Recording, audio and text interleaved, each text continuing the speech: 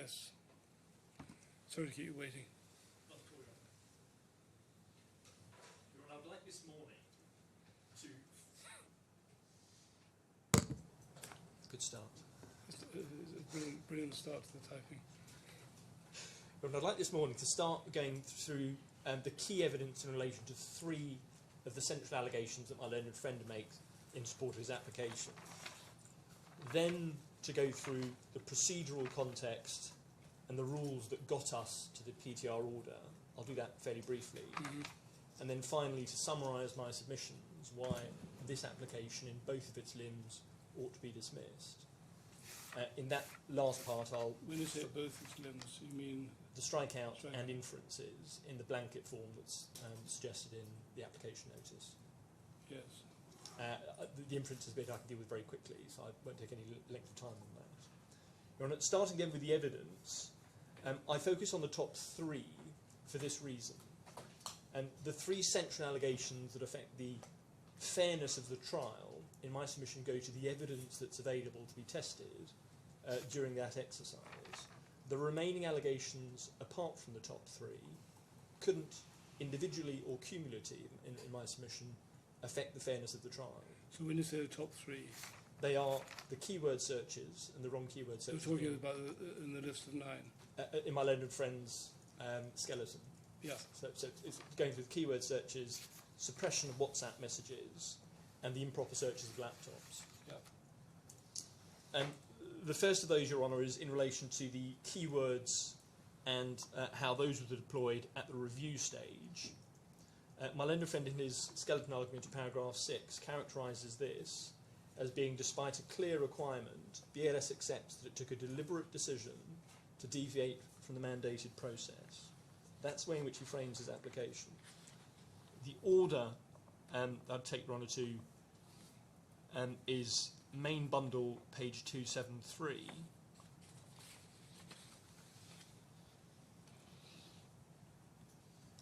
Your Honour's seen it various times, but I would identify this important point, that there are two steps required by paragraph 1. The first is the collation step, the second is the review step. And in relation to this allegation, what we're concerned about, as I shall go through the evidence, is the review stage. Your Honour, that's important because the introductory wording to this paragraph, the defendant shall, everything that's in brackets thereafter, attaches to the search exercise. That's running the disclosure. So in accordance with the custodian's data sources and repositories, has to be a reference to the rerunning of the disclosure searches. It's not a reference to the second limb, which is review. Why not? Because you don't review in accordance with custodians. You don't review in accordance with repositories. What I would accept is at the review stage, we couldn't take a calculated decision that would undermine the whole process of collection. To that extent, I would agree that wasn't permitted by this order. But the custodians are fundamentally appropriate at the stage of collection and identification of the evidence, not at the point of review. In relation to the evidence, the supplemental bundle, I'm taking Your Honour to Mr. Brooks' fourth statement. This is page supplemental bundle 956. In fact, sorry, I'll go one page before, 955. Mm-hmm. There is this extent of common ground. Mr. Brooks says, in relation to the use of keywords, 55.1 refers to the schedule of searches. 55.2 says that the number of hits is not so large as to make a review process unmanageable. And then at 55.3, Mr. Brooks says this: there are some searches which do produce high numbers of results. The total of all the numbers added up across all requests is approximately 500,000. After deduplication, the number of individual documents is likely to be closer to 100,000. Pausing there, there's no evidence of that. And that is not explained, and there's no reason why we get to that figure. That order of magnitude is not so large as to preclude a software-assisted review of the type common to high-value litigation. So Mr. Brooks is accepting that at the review stage, some form of computer software-assisted review was appropriate. The decision to go to an e-disclosure provider in itself is not challenged. 55.4 repeats that. It would have been justifiable for the defendant to adopt a software-assisted relevance review for the responsive documents. However, it was not justifiable for the defendant to decide its own overly specific keywords that distorted the entire exercise. Your Honour, the evidence from the defendant's side is Mr. Hussein's witness statement. Is this the point that Mr. Hussein makes about having tried 19? Exactly. We approached 12 to 13 providers. 13, Of those available, 12 declined. The only one that was available was a keyword-based search provider. And Your Honour, to succeed in this part of the application, my submission, my learned friend needs to challenge that evidence, which he simply can't do. It's no answer in my submission to say that there were some of the keyword searches that were manageably produced. So the chirocrystomay, for example. We were obliged by this order to deal with the set of results as a whole. It would have been no less of a breach to have try to focus on some, not others. But in any event, there wasn't the time to do anything other than try and deal with it in the way that Mr. Hussein did, which was to approach a discovery provider in the circumstances that we had, and in those circumstances, what was done was in my submission. Tell me, maybe there's an obvious answer, but why at that stage couldn't you have taken the results which were limited, like the, I always forget the name, the Kira Christie results, which were only 52 or something. Because in terms of complying and look at those. Well, in terms of complying with the order, it wouldn't have affected whether we were complying with paragraph 1.2. We had to review the entirety of what was discovered at step 1. But it's not all or nothing. In terms of compliance with the order, in my submission it pretty much is. Why? 2 is review the document defined by the searches for relevance and privilege. So you get 10,000 of one category, and you say that's rather difficult to look at manually, as it were. But there's 50 in another category. We can look at those. If you're on a form that's the effect of the order, may I then make this submission? The point at which that becomes obvious, or which that should have been considered, was once we had done the approach to the discovery providers and knew what the outcome was going to be from that exercise. So once we've gone to them, they've told us the mechanism they're going to achieve and what the outcome of that is going to be. Because until then, it's it is reasonable. So you say discovery providers, that's the people eventually, the ones that couldn't do it. Well, those who ultimately did do it. So after we've gone through the exercise of appointing them, going through their system and seeing what comes back, and they produce a report, which I think is 12th of August, the date that Mr. Hussein gives. At that point, it might have been reasonable to go back and take stock of whether or not that had been an effective exercise. But in my submission, it isn't a fair criticism in the circumstances in which this order was attempted to be complied with, up until that point, that we hadn't done something different. Sorry, it's probably my fault, because you're all very familiar with this, having lived with it for weeks, no doubt, months. The rerun, which was part 1 of paragraph 1 of the order, is the one that produced 500,000 documents. Yes. That production of that identification of 500,000 documents, did it also identify that there were certain numbers in various categories, like 55 in? Yes, because it's a manual exercise. So the outcome before the manual exercise, did the 500,000, was that broken into categories, or was it just 5?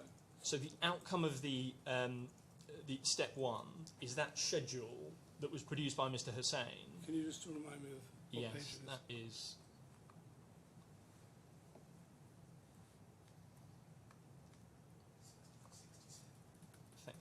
1667. supplementary. Yes.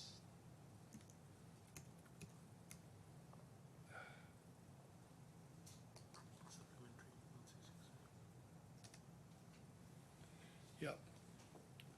So this, what this scheduler is doing is manually, as you're doing each search, you fill in one of these boxes. So manually someone types in a keyword on each of the custodians and each of the systems and produces a number of documents which are then separately downloaded, and you go through line by line, row by row, carrying out all of these searches, producing these figures. And at item 12 you have the Chiari-Kista documents, which are 40-something or 50-something. Yes. It's a number. But of course, Your Honour, that's one illustration of a number of potentially relevant search terms. So looking at one in isolation might work, but it's identifying all of those that are potentially relevant and that are within manageable bounds for the purpose of discovery, for the purpose of review. I say you couldn't do any of it? Well, Your Honour, it wasn't unreasonable to expect that we start doing it through the disclosure provider, which is what Mr. Brooks says would have been a reasonable thing to do. Yes, Mr. Brooks says it would be reasonable if you adopted not a keyword search, but the other approach. And Your Honour has the evidence as to why that wasn't done. Yes, but Mr. Brooks doesn't say, therefore go ahead with the keyword search and no other investigation. Well, Your Honour, I accept that. And Your Honour, this is a balancing exercise. I mean, you could, again, I don't know the case as well as you do, but you could have taken the ones with a small number of returns, like the Chiara one, which has 50 odd. There's plenty down there which have less than 100. Well, Your Honour, that's true, but cumulatively, if you take all of those that are less than 100 and that are potentially relevant, you end up, I haven't done the calculation, but you end up with a relatively sizable review to be undertaken in a fairly short time. We received these. It can be done these. at the same time as the keyword search, can't it? Well, if you had the resources, yes. And You don't need to do everything. It's not Sorry. a question. It's not a case of all or nothing. Your Honour, I accept if this was a planned exercise. I mean, sorry, I'm sorry to interrupt you. You could have gone back immediately to the claimants and said, look, this is what's happened. What do you want us to do? Which ones do you want us to concentrate on? Well, Your Honour, there are two answers to that. One is the timing of this is important. Yeah. This is all concluded around the 12th of August, bundles to be produced by the 15th of August, which is the deadline that is expressly recognised in the order. So the recital to the order identifies that the reason we're under this time pressure is because of the date of the bundles that's going to happen. But everything is capable of being moved by agreement or application to the court. To a degree, Your Honour. And Your Honour, the reason I say that is the trial preparation can't be impacted. Delivery bundles down to counsel for preparation of the trial and so on, all had to happen at the same time as all of this. Yeah. In which case you go to the other side and say, look, we've got this problem. What do you want us to do? Which was my second observation in relation to Your Honour's comment, and that is, what did they in fact ask us to do? And Your Honour, I'm going to come back to what my learned friend characterises as the get stuffed letter, which I'd probably call the get stuffed letter, but I'd probably call it the no thank you letter, as to what we were being asked to do and what we in fact did. Sorry, give me a second. My machine is cutting off again. Perhaps I'll go to that now. It's the supplemental bundle. Hold on, can you?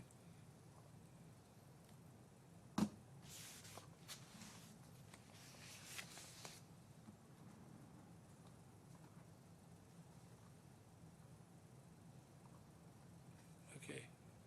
So it's supplemental bundle 1153, which is Altamini's letter of the 16th of August. 1153. Yes.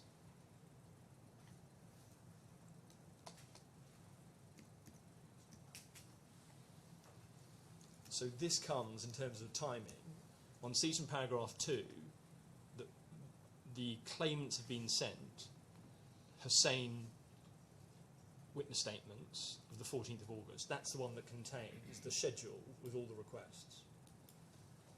And so this letter is written 2 days after that. And the relevant part of it that identifies what we are being asked to do. Sorry, you have to bear with me. Sorry, Your Honour. My transcript's not coming up, and therefore it's quite useful if I followed on the transcript as we're going along.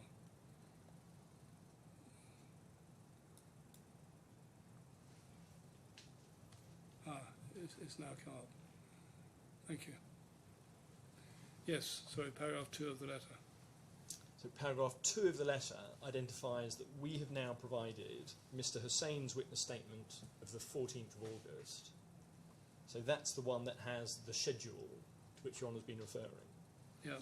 This letter comes 2 days later, and the substance of what we're being asked to do is at page 6 of that letter. That's 1158. At paragraph 46. The response, what we're being asked to do was not to go through and prioritise searches one by one, but 46A, to redo the searches, immediately rerun all searches using the correct 187 keywords under the direct supervision of Emirates Legal as required by the order. It then refers to the laptops and WhatsApps, and paragraph C is important. That means ensuring that Emirates Legal 1. Collects the raw data, including all laptop images, mobile device extractions, in accordance with the order. B. Applies the keywords, either themselves or as specified in the order. And C. Conducts the relevance and privilege review, strictly in accordance with paragraph 1 of the order. So even at this stage, it didn't occur to the claimants to do what they're now suggesting. They wanted a complete rerun of exactly what Mr. Hussein says was not possible. That's important because contemporaneously, what we're being asked to do. They wanted a rerun of what? Well, it's effectively the review stage. They wanted a manual review of all the 500,000 documents done directly by Emirates. That was the only thing we were asked to do at this stage. Or by a disclosure company. It doesn't even say that. Right. So our response to that is 1165.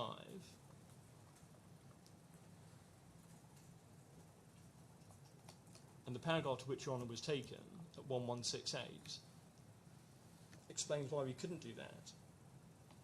Paragraph 16, we do not intend to take the steps identified in paragraph 46, not least because they misunderstand what was required by the PTR order. For example, paragraph C suggests that our firm should collect the raw data, including all laptop images and mobile device extractions in accordance with the order, and applies the keywords. And Emirates say, we're lawyers, not computer scientists. We can't undertake imaging of devices that are not professionally qualified to undertake that exercise. Where's that quote from? This is paragraph 16, and it's the quotation is from the paragraph in Al-Tamimi's letter that summarises the effect of what they're asking us to do. It means do this, that, and the other. And Your Honour, that in my submission was an entirely correct response, because this point had been exactly canvassed at the PTR. And so that is at 207 of the same bundle.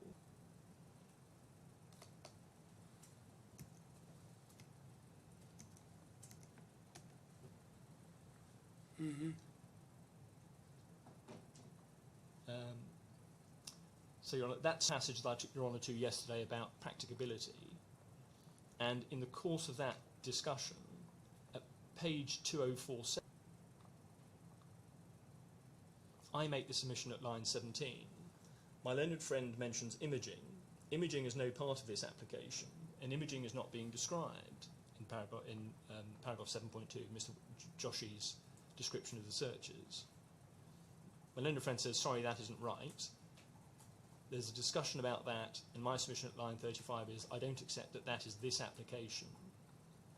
And Your Honour says over the page, this application is to rerun the disclosure searches and review. And then continuing through that, at 2049, Your Honour says at line 26, so if it is useful to work on the basis of 7.2, as a really pro forma of the exercise. That's reference to Mr. Josh's description of the search procedure that he had undertaken. And over the page at 2050 is this important paragraph.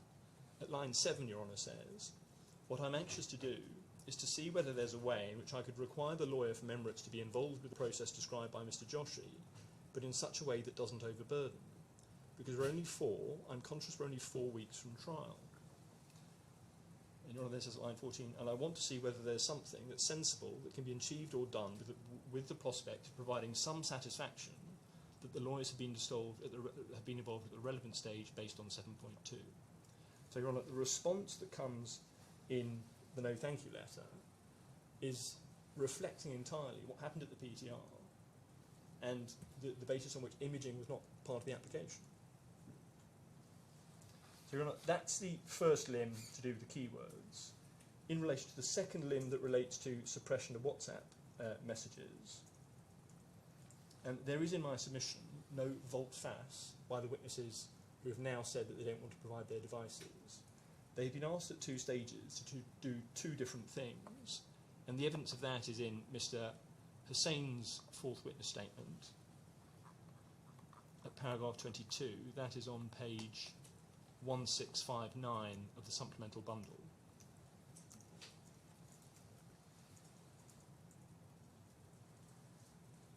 And it's the contradistinction between paragraph 21 and 22 in this. In 21, Mr. Hussein says, "I have addressed the searches of WhatsApp data for the designated custodians.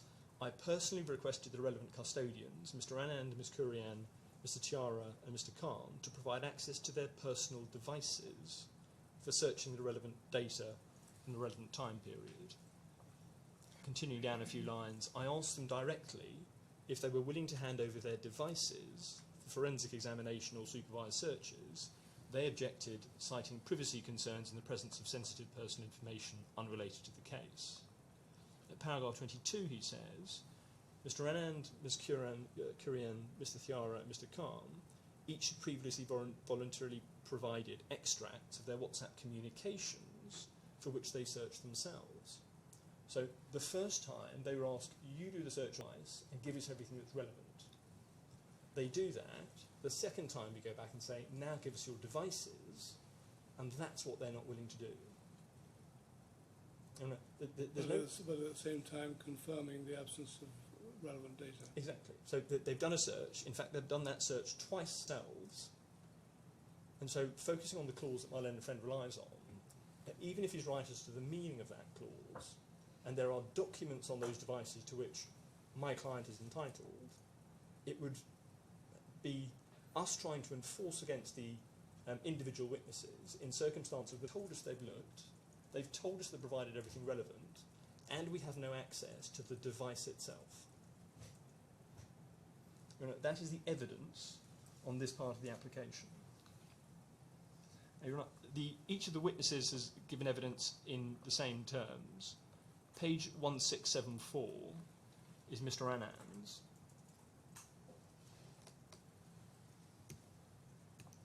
May I just take you on to paragraphs 3 and 4 that confirm that evidence of Mr. Hussain. Your Honour, I accept that they are all in the same terms. They are nonetheless all signed by a statement of truth. On an application of this sort, my learned friend can't go behind without cross-examination of the witnesses who will all be called, and their reasons for saying that, well, first they didn't want to provide the devices, and secondly they gave plausible reasons. It is not an answer to that to simply say they're all in the same terms. They are covered by a statement of truth. If he wants to test that evidence, he may, but he can't do it on this application. Your Honour, briefly in relation to the clause that my learned friend relied on, that's in the main bundle 3243.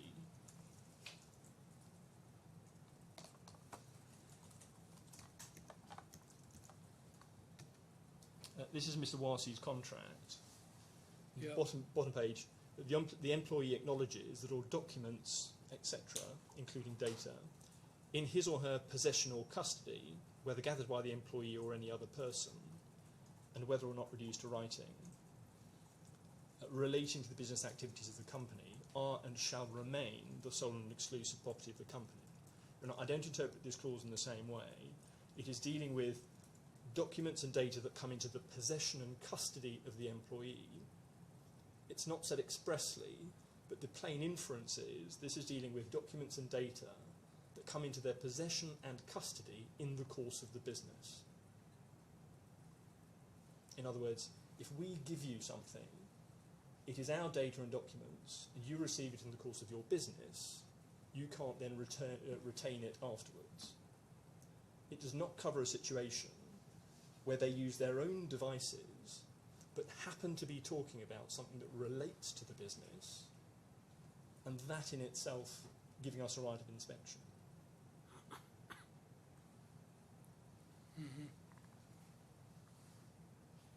But Your Honour, even if I'm wrong about that, this doesn't address the problem that we're facing, which is that this creates a right of access to documents and data. It doesn't deal with a scenario where that document and data is on a device to which we have no access. Your Honour, in the authorities bundle, fairways on which my learned friend relied is not in point. The reason it's not in point is that access to the device was not an issue. It was consented to. So Right. that tab 18, page 281 of the authorities bundle.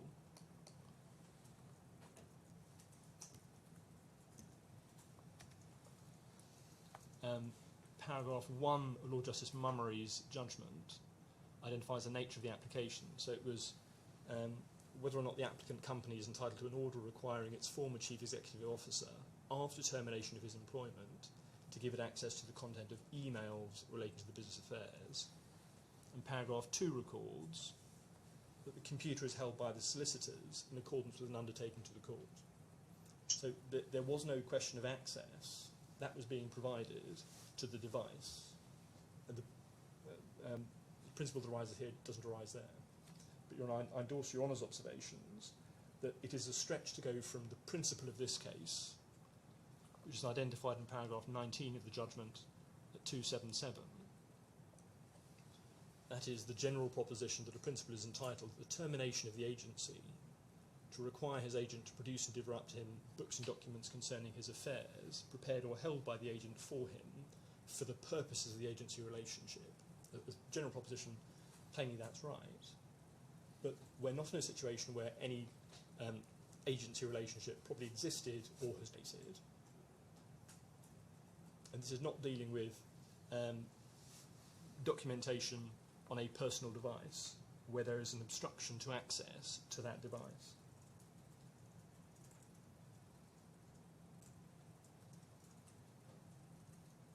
Your Honour, the final point was in relation to laptops. And Your Honour, again, in relation to that, the evidence is in Mr. Hussain's his 14th of August witness statement. This is the supplemental bundle, page 908 to start off with.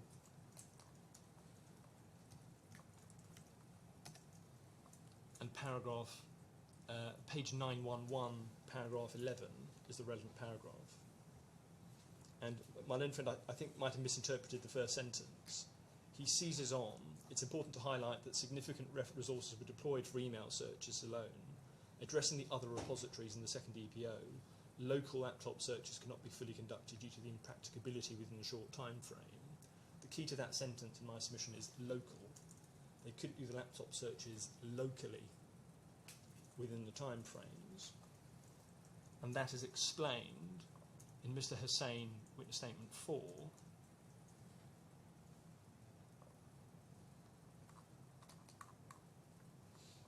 and that's at page 1656.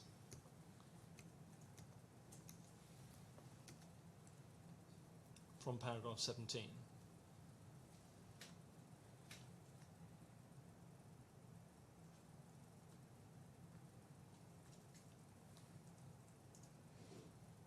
So he says at paragraph 17, there were 12 laptops, of which 4 were in India and the remainder were in various other international locations. Mr. Joshi, under the direction of Mr. Barkikati, physically took hold of the laptops in India, for the remainder access was made available for searching.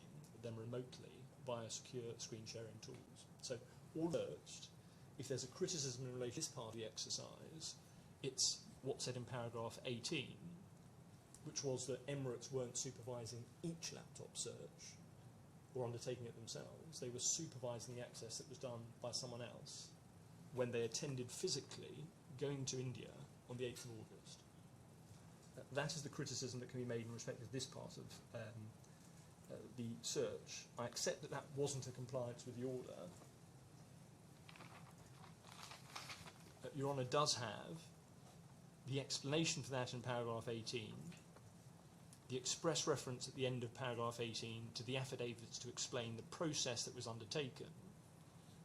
And those affidavits are, first of all, at page 931.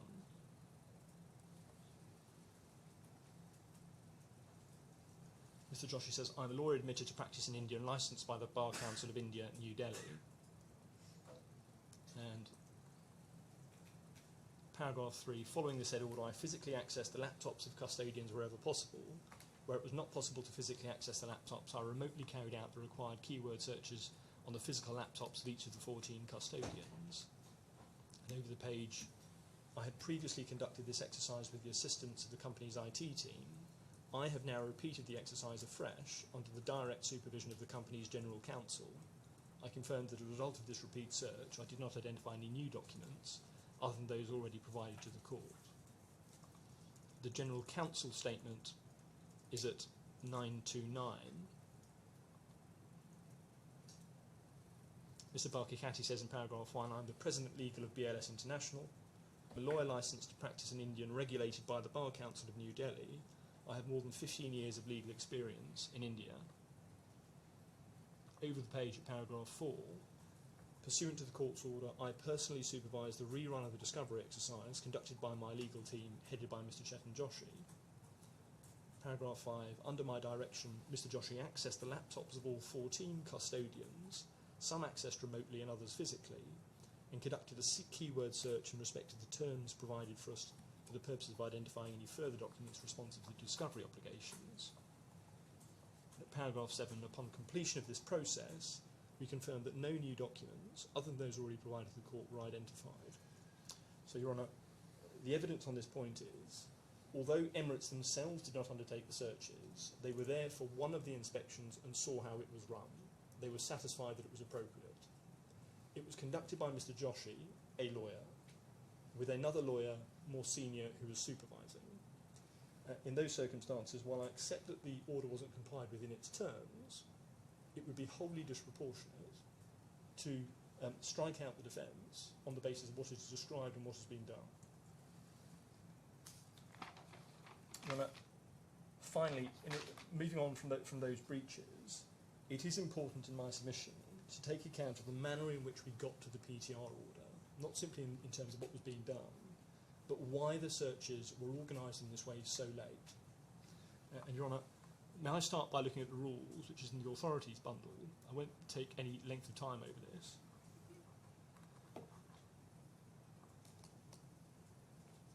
Page? I'm looking at 1357, which is the start of part 28 of the RDC. The first rule is 1358, page 1358, rule 28.10. The parties should, prior to the first case management conference, discuss any issues that may arise regarding searches for and the preservation of electronic documents. This may involve the parties seeking and providing information about the categories of electronic documents within their control, the computer systems, electronic devices, and media. Sorry, I must have... Sorry, it's Rule 28.10. I wonder if Your Honour could perhaps just read that on page 1358. Okay. Yeah. So that's the process that should have happened. Over the page at 1359, Rule 28.14 identifies that in the case of difficulty or disagreement on any of the matters referred to in the previous rules, the matter should be referred to a judge for directions at the earliest practicable date, if possible at the first case management conference. So that's the first thing that should have happened. When was the management conference? September 2024. The second part of the rules starts at 1364 and is dealing with document production orders. 28.36 simply identifies the circumstances in which a DPO can be applied for. The rule on which I rely is 2840, which is what the respondent does in response to that application. The party from whom a document production order is sought should provide to the applicant and to the court information as to the factors listed in Rule 28.21, that's the reasonableness of the search, and his document retention policy. At the hearing of an application for a DPO, the court may take into account the factors listed in 28.21, as well as the width of the request and the conduct of the parties. Now, we did that. We provided our document retention policy in response to the very first DPO application, which was in respect of simply the Redfern dispute. So they've known our document retention policy since that date. And when was that? That was application made on the 2nd of January 2025. Mr. Hussein's witness statement was produced on the 27th of January 2025. That's 476 of the bundle. Whereas the CMC was October. So it's after that's how the rules operate. So you see, there's then a document production order, and at that stage the respondent identifies his document production policy, because at that point there's a dispute potentially about what should be done. Yeah. And what that did, I took you on to it yesterday, it identified the existence limitations of documents. So our document retention policy means that people who use their emails clear out their own inboxes periodically. Yeah. But it also identified that we weren't intending to look at WhatsApp. So personal devices were not on the list of things that we had identified to be searched for. Now, if there was a dispute about that, that's the point at which it should have been raised.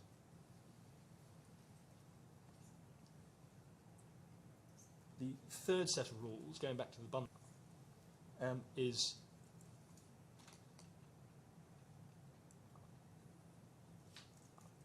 .28.22, which is 1361 of the authorities bundle.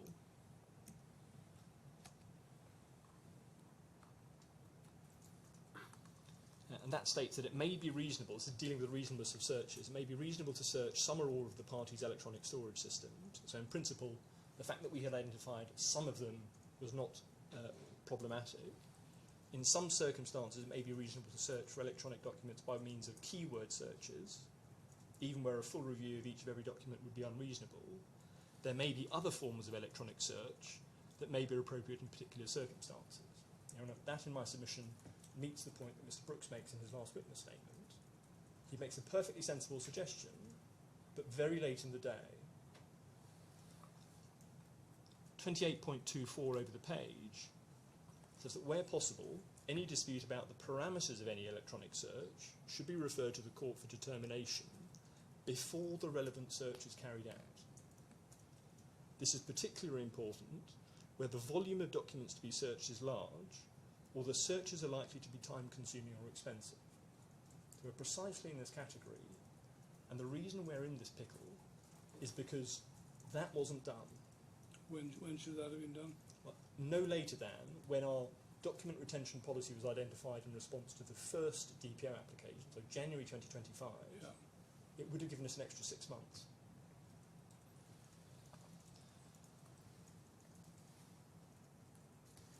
In terms of the timing of the subsequent applications, the second application for a document production order, that's the first one that raises the reasonableness of searches, is made on the 26th of June 2025. That's page 766 of the main trial bundle. Sorry, just give me a second, I just want to read that.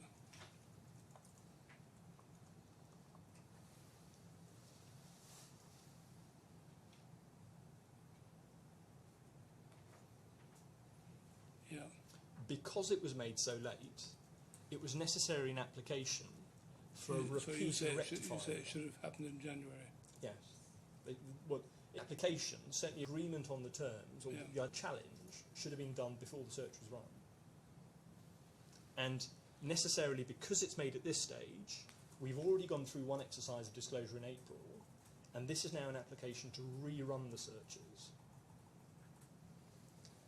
The final application that's made on the dawn of the PTR is the 30th of July 2025. So, Your Honour, again, an extraordinarily late application because the rules hadn't been complied with much earlier in the day. Your Honour, in light of that, I can summarise my submissions in this way. It would, in my submission, on the principles that I identified at the outset of my submissions, be grossly unjust to strike out a defence in these circumstances. One, where it was undertaken in a very confined timescale, in conjunction with all the trial preparation that had to happen after the PTR. Two, in circumstances where it was known and anticipated, when the order was made at the PTR, that it was going to put us under pressure. And what we were trying to achieve is a workable solution that allowed us both to prepare for trial and to have some manageable system of rerunning searches. Thirdly, in circumstances where the court was then faced with an unless order application but declined to make it. The reason it declined to make it is that the issues that are now central on this application, access, exhibits, scopes, couldn't be determined on the papers any more than they could be now. Fourthly, where the reason that we are in this position is that there wasn't a necessary engagement at the outset. Before the CMC, at the time of the first DPO application, at any time subsequently. June 2025, on the evidence that Mr. Hussain has given, was far too late in the day to do anything meaningful, even going to e-disclosure providers. It required planning, it required implementation and careful thought, and even by June, 2 months before trial, that wasn't going to happen. Your Honour, finally... Sorry, remind me, what day was the PTR? 5th of August, from recollection. 1st of August, sorry, 1st of August. Your Honour, in my submission, this application can't and shouldn't succeed because it depends on the claimant asking the court to reject, without cross-examination, evidence of the numerous witnesses on the key parts of my learned friend's application. That's to say, as to the existence of documents when the proceedings started, so destruction during the course of the proceedings. Secondly, that we don't have access to the devices on which data is held. Thirdly, in response to the review exercise, Mr. Hussain's evidence as to what was practicable to be done when he approached the e-disclosure providers. All of those points in my submission are not open to challenge on the evidence that's before the court. Finally, Your Honour, in relation to the second limb of the application, to do with inferences, I'll do this extremely briefly. I entirely endorse Your Honour's observations. Inferences are a matter for trial. The rule, 28.61, is expressed in terms of a discretion. The court may draw inferences. Whether it's appropriate to draw inferences is something that necessarily depends on the evidence the court will hear, the circumstances in which criticism is made, and the explanation for the absence of documents. Authorities for those simple propositions are first the decision of this court in Hexagon Holdings. That's Authorities Bundle, page 1025. A decision of Mr. Justice Sir Jeremy Cook. The relevant part starts at 1045. It's fair to observe at 94.1 that His Lordship identifies 28.61, but it was not applicable in that case. So, sorry, what page is there? 1045, paragraph 94.1, identifies the rule. It sets out the circumstances in which the court can draw adverse inferences from the absence of documents. It has no application here, so he wasn't dealing with precisely the same circumstance that Your Honour is. But at paragraph 94.4, His Honour makes this observation. Moreover, the second sentence, as Mr. Justice Cockrell made plain in FM Cattle Partners and Merino, and in Magdiv Sokovov, for an adverse inference to be drawn, there has to be a case to answer on an issue, and a case that the missing evidence would be relevant to that issue. Furthermore, reasons must be advanced as to why the missing witness would have material evidence to give on the issue, and what evidence the party seeking the adverse inference has actually deduced itself from the matter in issue. So, Your Honour, it is a contextual exercise based on all the evidence that will be available at trial. The second and final authority is the most recent expression of the Court of Appeal in England and Wales at page 1250. This was an appeal in July this year. The relevant part is 1257. And at paragraph 23 records what the judge at first instance had done. The judge also considered the approach to witness and documentary evidence that was not available, from which Phones for You sought to draw adverse inferences. The judge relied on comments made by Lord Leggett in Ephobe, that's the authority my learned friend cites, about the common sense approach to be taken to the absence of witnesses, and applied the same approach to the absence of documents. Relevantly for this appeal, in what the judge described as an arrogant disregard for the seriousness of the allegations made, Telefonica had failed to adopt appropriate document preservation procedures when the allegations were first made against it, and for some time thereafter. So it is a comparable case to this one. Ground 7 to which this related is at 1321. Hold on a second, can you?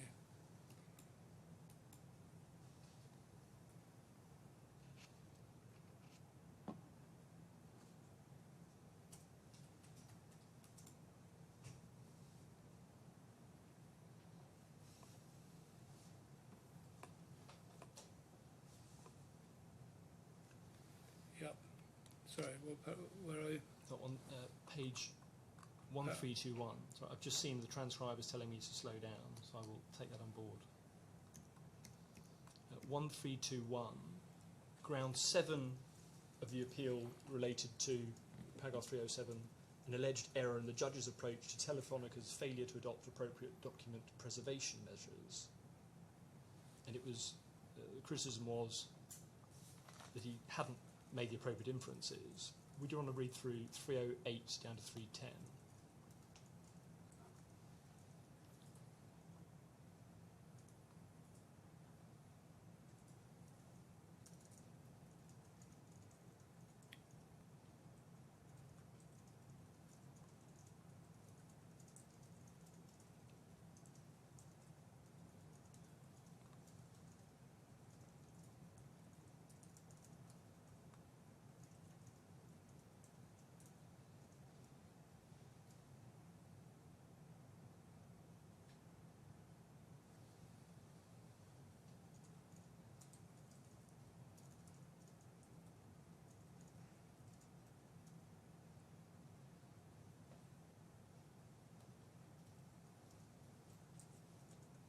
Three 8 and 310.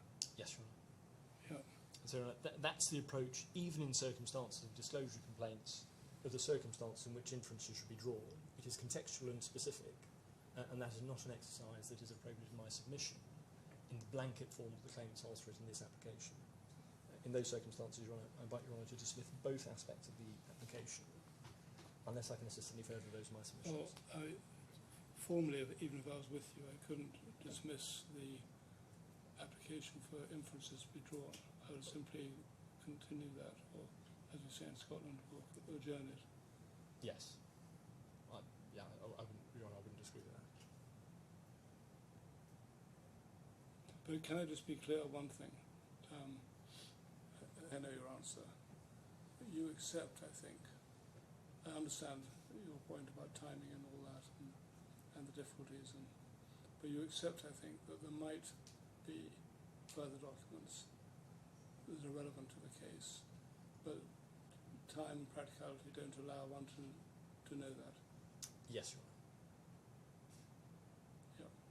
I'm not talking about WhatsApps and so on, I'm talking about... So it's principally in the 500,000 documents that are still sitting there, but they're not sitting there, as I understand it, in a form that you can now pick out the 45 or the 70 or whatever. Yeah. We might be able to go back to the disclosure provider and ask them to be given back to us, but I couldn't now, without taking instructions, identify whether that's possible.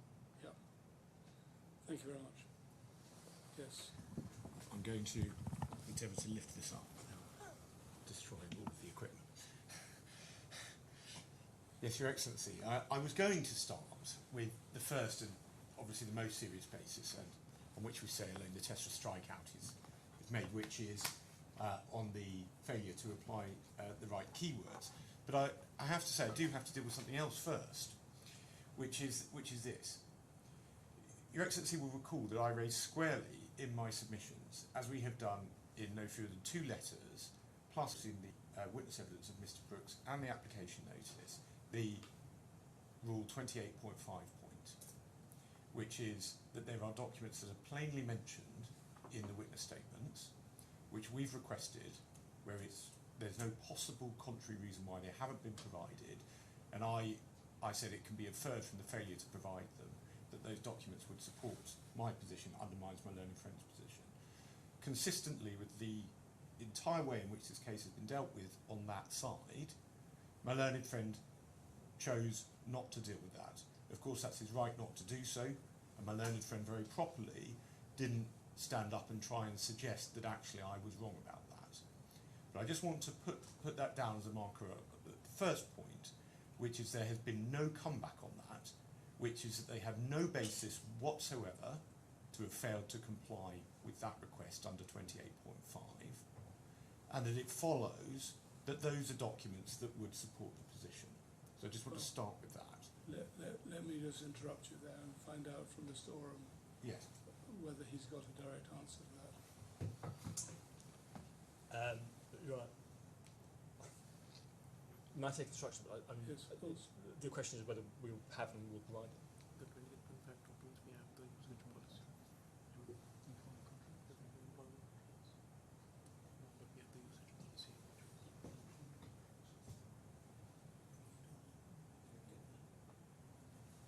We will obtain them. You will obtain them And the acceptable usage policies. today? Sorry? Today? Yeah. Yes, Your Honour. And is there a reason why they haven't been given before? I shall find out and Can you?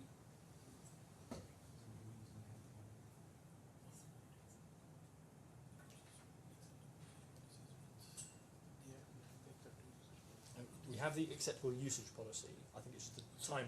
It was simply the time pressures for not producing the employment contracts, but we can produce them. Thank you. Well, let me deal with, as I say, the first and most serious. And I have to say, my learned friend spent a long time going through the looking glass in his submission, because he suggested that I have to go behind witness statements, production statements, go behind Mr. Hussein's evidence. So I just do not understand that submission, and on an analysis it makes no sense. My learned friend at the end spent a long time talking about document destruction and dealing with that. That's not the basis on which I put the application. The basis on which I put the application is that there are vast swathes of documents that haven't been reviewed and that haven't been disclosed that we know exist. And this is not about the first part of that's accepted. yes. The second part isn't. Sorry, which second? The first part is that there are a lot of documents which haven't been reviewed, Yes. and I think that's accepted. Second part, that where you say that we know exist, insofar as you're talking about relevant documents, but that's not accepted, I don't think. Well, my learned friend accepted. There are lots of documents that haven't been inspected yet, Yes. and we know exist, Yes. but we don't know whether they're relevant. No, but equally in circumstances where the figures are, it's something like 0.15% of the responsive documents to the keywords were in fact. 0.15% of the 500,000. Yes, I think I may have got my numbers And right. it doesn't I matter, have to check that, that's what you're but talking it's about. an absolutely tiny proportion. So 99.85% were not reviewed, Yeah. and out of them we received a material but very low number Yeah. of new documents. Yeah. So it simply follows, of course, I mean, conceptually, theoretically, it is theoretically possible, but the idea that there aren't further relevant documents is in reality, absolutely incredible. Yeah. So, but the point is, my learned friend has tried to dress this up to try and confuse things in my submission by trying to say I'm having to go behind witness statements. I'm not doing that. What I'm actually doing is basing this on matters that are in fact agreed. But I have an authority for documentary evidence I could go to, but I'm sure Your Excellency will know the point, which is that when someone Don't says assume I know anything. well, the simple position is where you have a witness statement in relation to production, the court can go behind that from the circumstances of the case, from documents, or from admissions made. But I'm not actually even in that territory of having to go behind it because it is common ground. All of these points are accepted by my learned friend, and we say that based on what is accepted, there were 3 separate breaches. That firstly, instead of applying the right keywords, the wrong keywords, the strings, were applied. And as was picked up in the discussion this morning, there were in fact a large series of breaches in relation to this, because there was a requirement to search for each keyword, and on any view, as Your Excellency picked up, there was that requirement to do it for Kira Christomerco, to do it for non-compete, to do it for breach. And on each one of those, they have failed to do it. And on any view, they could have done it for the vast majority of them. But regardless, that's a breach. The second breach is that they chose deliberately not to seek to vary the order. They knew that, and there was a pattern of that. The day before the PTR, Emirates Legal wrote a letter, I don't think it's in the trial bundle, it was in the PTR bundle, wrote a letter apologising for having done that twice before in relation to document production, where they just proceeded to breach the court order without telling us in advance, and just saying, well, there you are. And that is what they have done again here. That is a deliberate choice and a deliberate breach to carry on and just not comply with the court order. If you get put... It struck me when Mr. Oram was talking that I agree, it could be characterised in that way. Yes. It could also be characterised as part of the headless chicken syndrome. They were up against it, they didn't know what to do, they had no time to do anything. Well, in my submission, it's not headless chicken syndrome. We know that because on the 11th of August, they did apply for an extension till the 14th of August, which we immediately agreed to. They, as I say, on the 31st of July, had written a letter specifically apologising for those breaches, and we have to expect a degree of competence on the part of Emirates Legal and of counsel, who doubtless are both extremely competent. So they know that these are court orders, and they know that they're not complying with them. And Millowford accepted there was non-compliance. And then the third point is that instead of putting it right, they've refused to accept there's any cause for complaint. I call it the get lost letter, my Millowford called it the get stuffed letter. I'm sure either term works. But the basic point, and this is something just to make Your Excellency aware of, that table setting out the 500,000 hits was provided to us not on the 14th but on the 19th of August. Yeah. And 3 days later we then came back to them and said, well, we would agree reasonable searches if required. That was in Mr. Brooks's statement. But for the vast majority there's no need for that, and that remains our position. But once again they have just said no all the way through, and they have consistently refused to accept that and said, and they in fact said, well, no, we're not doing any of this. And so I do want to emphasise, yesterday, I don't think we need to get them up, but for example, at page 158 of the transcript, line 19, Mr. Oram accepted the words were wrongly selected. At page 156, line 11, yesterday, that he said, I will accept, from my learned friend's submissions, that the reduction of documents from a very large quantity down to almost nil in some cases means that the exercise ultimately ended up being pretty pointless. He then said at page 158, line 14 yesterday, that exercise we know now from the results that have come back wasn't a useful exercise. So that's why he's going through the looking glass, saying I'm trying to go behind evidence. He accepts that basis of my application. And his only point really was to try to say, well, we didn't mean it, or it wasn't deliberate. But even if that were right, it's just not a good enough answer. It's not good enough on the legal test or on the undisputed facts. So Melodford went to various authorities yesterday. I don't think they really took us any further than the authorities that I took the court to. He dealt with the cable case, which was a case about an abusive process by the wrong issue fee, misstating the value. So it's just not on point. And in the case of non-disclosure... I think the judge in that case adopted the same principles Yes. as in the other cases. So we say it's not on point, obviously factually it's not. Not factually, but it's... But it covers the same area of principle. Well, it covers the same overall area of principle, but why it's not specifically on point is this. Your Excellency will recall I took you to Arrow yesterday, and that deals with specifically the issue that arises where there has not been full production, which it is common ground, is the situation we're in.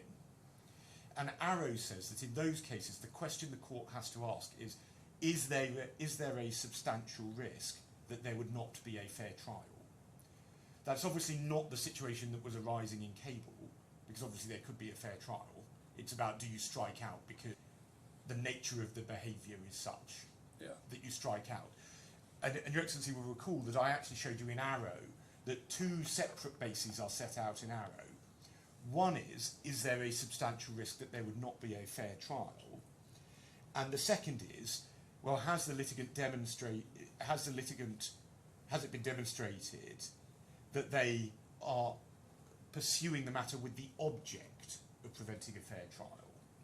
So one is a kind of a motive basis, which would be more similar to cable, which is, are you intending to do something bad? But the other basis is, well, is there a substantial risk that there can't be a fair trial? And that obviously is right, because if one party has put the other in a position where they can't have a fair trial, then the case can't proceed, because one can't proceed without a fair trial. Just to pick up, Melodford took you to Hollyoake and Candy, which is at 596 of the authorities bundle. Hold on. Page what? 596.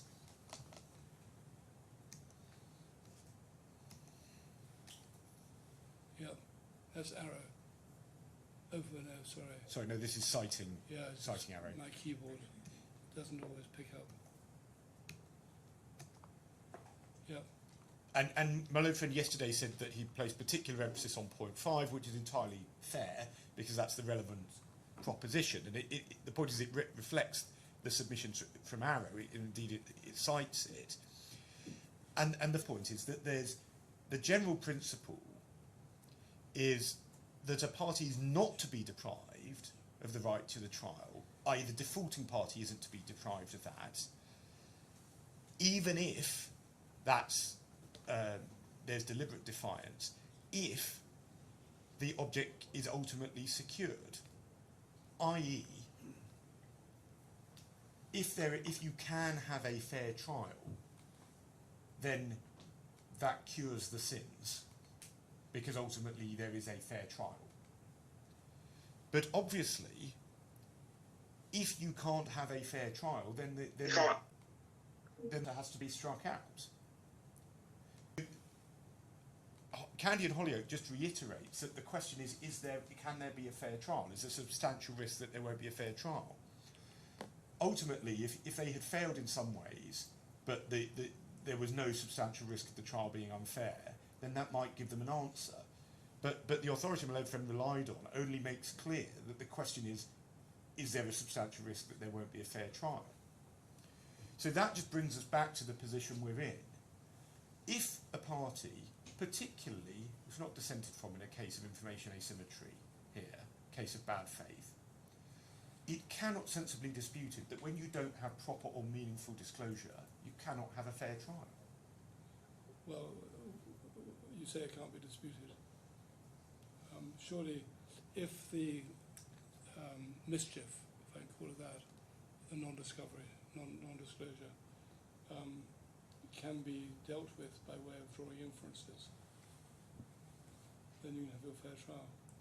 Well, it might be that wouldn't provide an answer. I mean, there is something in my learned friend's point about saying, well, one has to categorise and be specific about adverse inferences. That is an adverse inference can most easily be drawn where there's a particular set of documents that haven't been provided. What we actually have here is just the entire universe of documents. Yeah, but on each issue, sub-issue, sub-issue of fact, you can say, can't you, witness whether he wrote anything, communicated, and the absentation might be very telling and lead the court to draw an inference that the witness is not telling the truth. Well, in my submission, it's not practical. I mean, there frankly isn't. There wouldn't be time. So you're withdrawing your application for inferences to be drawn. No, I'm talking about I'm talking about putting it to each witness in that way, because that's the problem. The extent of the non-disclosure in this case is so broad that for me to go through with each witness, and the point is, it's no, just you don't need to cover. Let's be sensible about this. With each witness, you don't need to cover the whole gamut of non-disclosure. You have to cover something that witness himself is likely to know about. But the position we're in, I would say two things. But Your Excellency's suggestion proves too much, because if that were right, then there could never be a case of strikeout. Well, that's why I was wondering when I was reading the cases. Well, but the cases make absolutely clear. But very few of them mention inferences. Well, but the ability to draw an inference is well established and would always have been a possibility. It's always been there as a matter of common sense. Yes. Yeah. And it's set out as a matter of principle that where there is a substantial risk of not having a fair trial, and Arrow makes the point. The cases all make the point that where you don't have proper disclosure, there cannot be a fair trial. So in my submission, Your Excellency's point proves too much. But in addition but your statement proves too much too. Your statement, if you haven't had proper disclosure, there can't be a fair trial. That goes much too broad, isn't it? well, where there has been a wholesale failure of disclosure of the sort that we have here, Yeah. because we are in the, as Donald Rumsfeld famously said, I think it was, the known unknowns. Yeah. What we know is that 99.85% or thereabouts of the documents have been discarded. So the enormity of that is that it just doesn't give us a full and proper understanding of the case. One can't have that, because the snapshot is so tiny that puts us in a completely invidious position. And we saw that, and my learned friend fairly accepted it in his submissions yesterday. On request 6, out of 800 potentially relevant documents, 1 reviewed. On request 10, I think I understated the numbers a bit yesterday, it's 34,000 or so documents, 75 reviewed. So that's why it is about 99.85%, 99.8% of the documents just not even reviewed. And that is why, if there were ever a case where it said, well, how can you possibly fight this fairly? The point is, we just haven't been given disclosure, and it's such a deficient exercise that it denies us that ability to fairly engage with this case. They do emphasise on fairness. The point is about fairness. It's not about, well, could it theoretically be said that a trial can proceed? Of course that is the case, but can the trial fairly proceed? No, it can't. So whether it was deliberate or not doesn't come into it. The question is there a substantial risk of there not being a fair trial, which there is. So your submission goes as far as to say that if there's not deliberate, then you can still strike out the defence. As long as there is a breach, which there has been. So I was equating not deliberate with not breach. No, so there could obviously be breaches of orders that are sort of inadvertent. So you ask someone to provide some information, they do it to the best of their knowledge, but it so happens that there is another piece of information they didn't know about. But I was sort of thinking about it in the committal context, where often one could have a breach of the order, but there wasn't an intention to breach that order, and it's obviously more serious for committal purposes if someone goes out and deliberately dissipates their assets rather than inadvertently dissipating their assets, for example. So, and in that case, it's still a breach of the order. And so here, it can't sensibly dispute it. On my friend's own submissions, he accepted that there were breaches. But I have to say, I don't accept that these breaches were not deliberate. They all involved conscious decisions to breach court orders. As I say, the first point on the failure to deal with all of the keywords where, on any view, the numbers returned were reasonable. Krista Mayer being the one that I've shown. There are plenty of others, like non-compete. But on any view, that was a deliberate non-compliance. Can I just mention, Yeah. conscious, the Yes. transcribers need a break.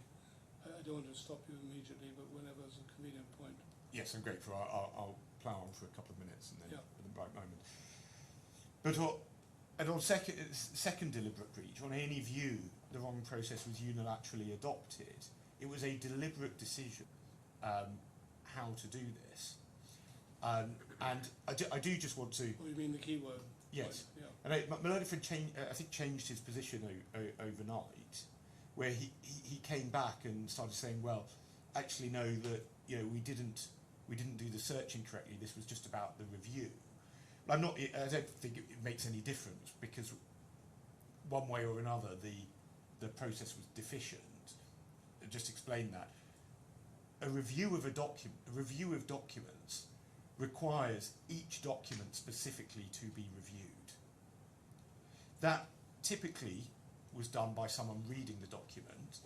In modern practice, you have a computer that does it as well as a human reading the document. Yeah. But either way, review means reading the document. What it doesn't mean is, and the keywords were obviously bad choices that they used, but it doesn't mean just unilaterally removing documents and not reviewing them. So they didn't review the documents, so that would be a breach. But actually this is just about collating the documents, because that is done by applying keywords. And although they did it in 2 steps, they applied keywords and then applied other keywords to make it a string. And then review is of whatever pool is gathered from the keywords. And the only review they did was 15 to 20 hours, according to Mr. Hussain. But again, that was a deliberate choice. That was 15 to 20 hours on the documents that survived the second string approach. Yes. Yeah. And the fact it's 15 to 20 hours just shows that how badly this has gone wrong. But the point is, that is a decision.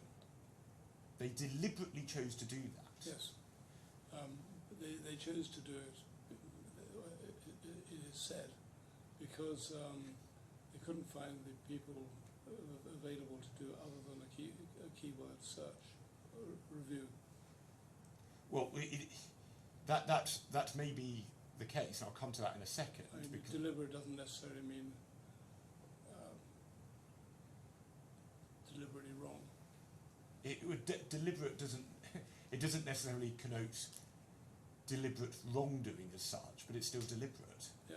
And the phrases used in the cases are deliberate, because it's not that they woke up the next morning and realised that they hadn't appreciated that there was another repository that they just didn't know about.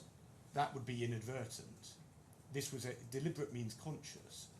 And then the third way in which it's deliberate is that they told us to get lost. And on any view, they knew, if they hadn't realised before, but clearly they did, they knew because we told them that it had been deficient. And what we saw in their letter was that they in fact came back and said, well, we are not minded to do any of this. And so that was a conscious choice that they made in response to the situation. and that was they were in ongoing breach, and then they chose to continue to be in breach. So there are three separate ways in which these were deliberate breaches. And that would probably be a convenient moment. Right. Thank you. Well, let's just take a quarter of an hour now. Yeah. Just for information, how long do you think you're likely to be? I would imagine minutes, possibly 20. Half an hour or so? We'll see.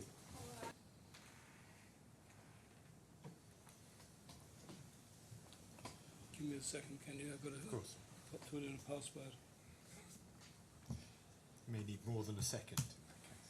Who knows? Who knows?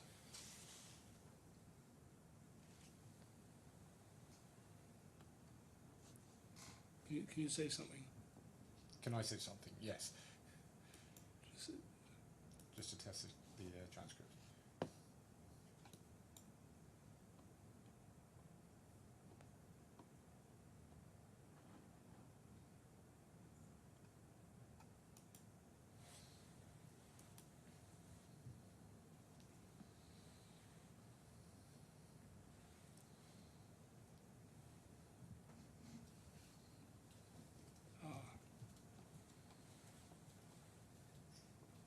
yep.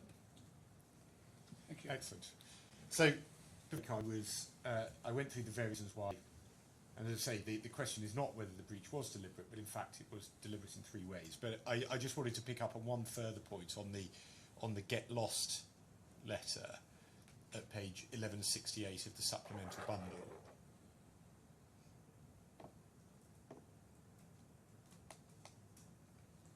$11.68. Yes.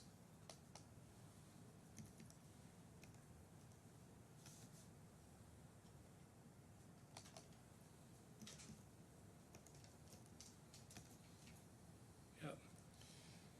And Melodiford took you to this paragraph, but not to this bit of it, which is 5 lines up, starting similarly. Yep. Reference is made to rerunning the searches using the correct keywords. And the response is, this simply produced irrelevant documentation that you've objected to. We hadn't. And in any event, we're not inclined or obliged to repeat an exercise that has now already been undertaken twice. It hadn't. It would also lead to no different outcome.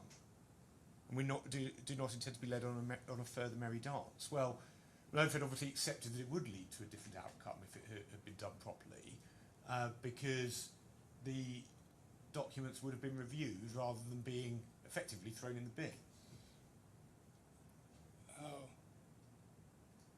How would it have been? Yes, what's the mechanism you say would have been adopted which would have led to all the documents being reviewed? Well, at a starting point, take the Kira Christomair Code documents. Yep. All of it, I give that as one example, but there were whole swathes of issues. The vast majority produced hundreds or low thousands of documents, all of which are eminently reviewable by a small team in a relatively short period of time. Small team of individuals working on it? Yes. Or computer generated? Well, either. Input? Either, but it can be done by individuals. All of us who've grown up at the bar will have had the experience of being drafted into at short notice to review documents. If you need, if you have an exercise, you can just get people in to help, but you can do it within your team. It used to take ages. Junior counsel would spend ages at solicitors' firms going through LibreArch files. Well, It depends on the number of documents. I mean, one will get through, document a minute or so, and so one person might get through 600 a day, something like that. Depends on the document and the exercise, obviously. But the point is, in terms of documents in the low thousands, or low tens of thousands, that could be done very easily by a team. What about 500,000? Well, half a million could not be done by manual review, but that's why one has continuous active learning, and that's how it's done. And Yes, but Mr. I can't remember who it is now. Mr. Hussain, I think, says that they inquired of various firms and they weren't able to. Well, I'll come to that, because what Mr. Hussain actually says isn't quite how it was. It doesn't go as far as that. But I'll come to that in a moment if I may. I thought he did. What, 1150? Well, we can see that at 1653 is where he deals with this.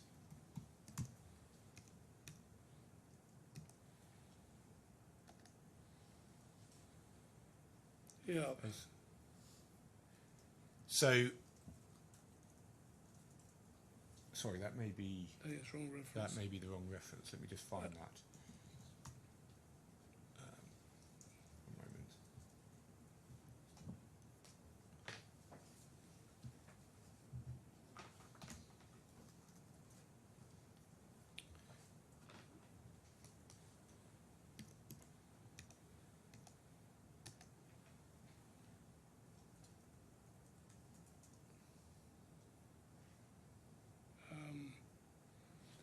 Maybe Mr. Oram can help. Where does Mr. Hussain talk about?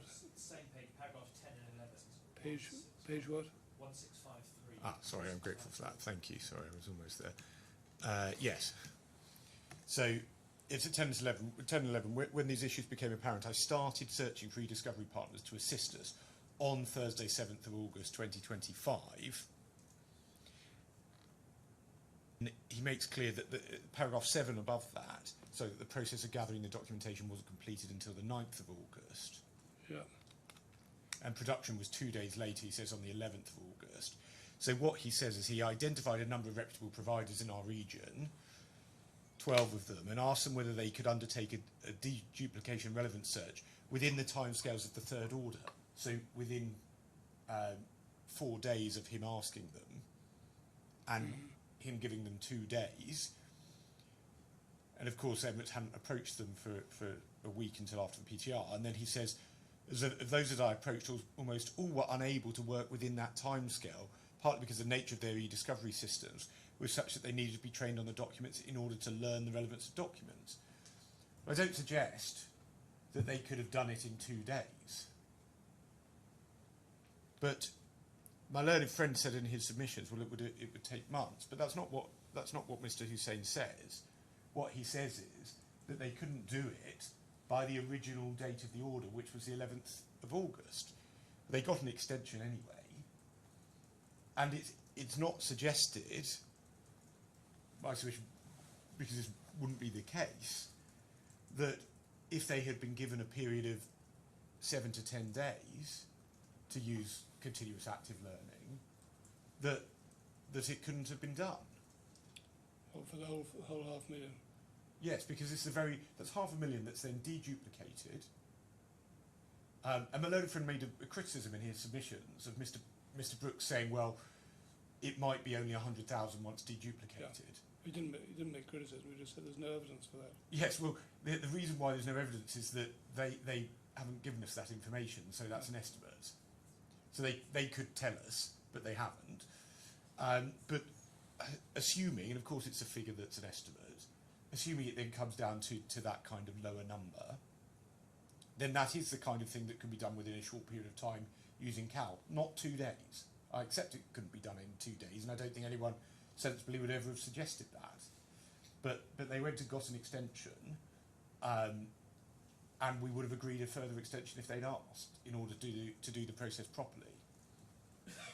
So that point that Malone from majored on as an excuse, and as I say, these excuses just don't matter in the context of the test. They just don't matter, but it's not actually an excuse at all. But if I may just... So you say that excuses don't matter. So if they'd tried their best, you don't accept they did, but if they'd tried their best, it wouldn't have helped them. Well, it wouldn't help them if they were ultimately in breach of the court order and that caused there to be a significant risk of an unfair trial. Right, that's putting it quite high.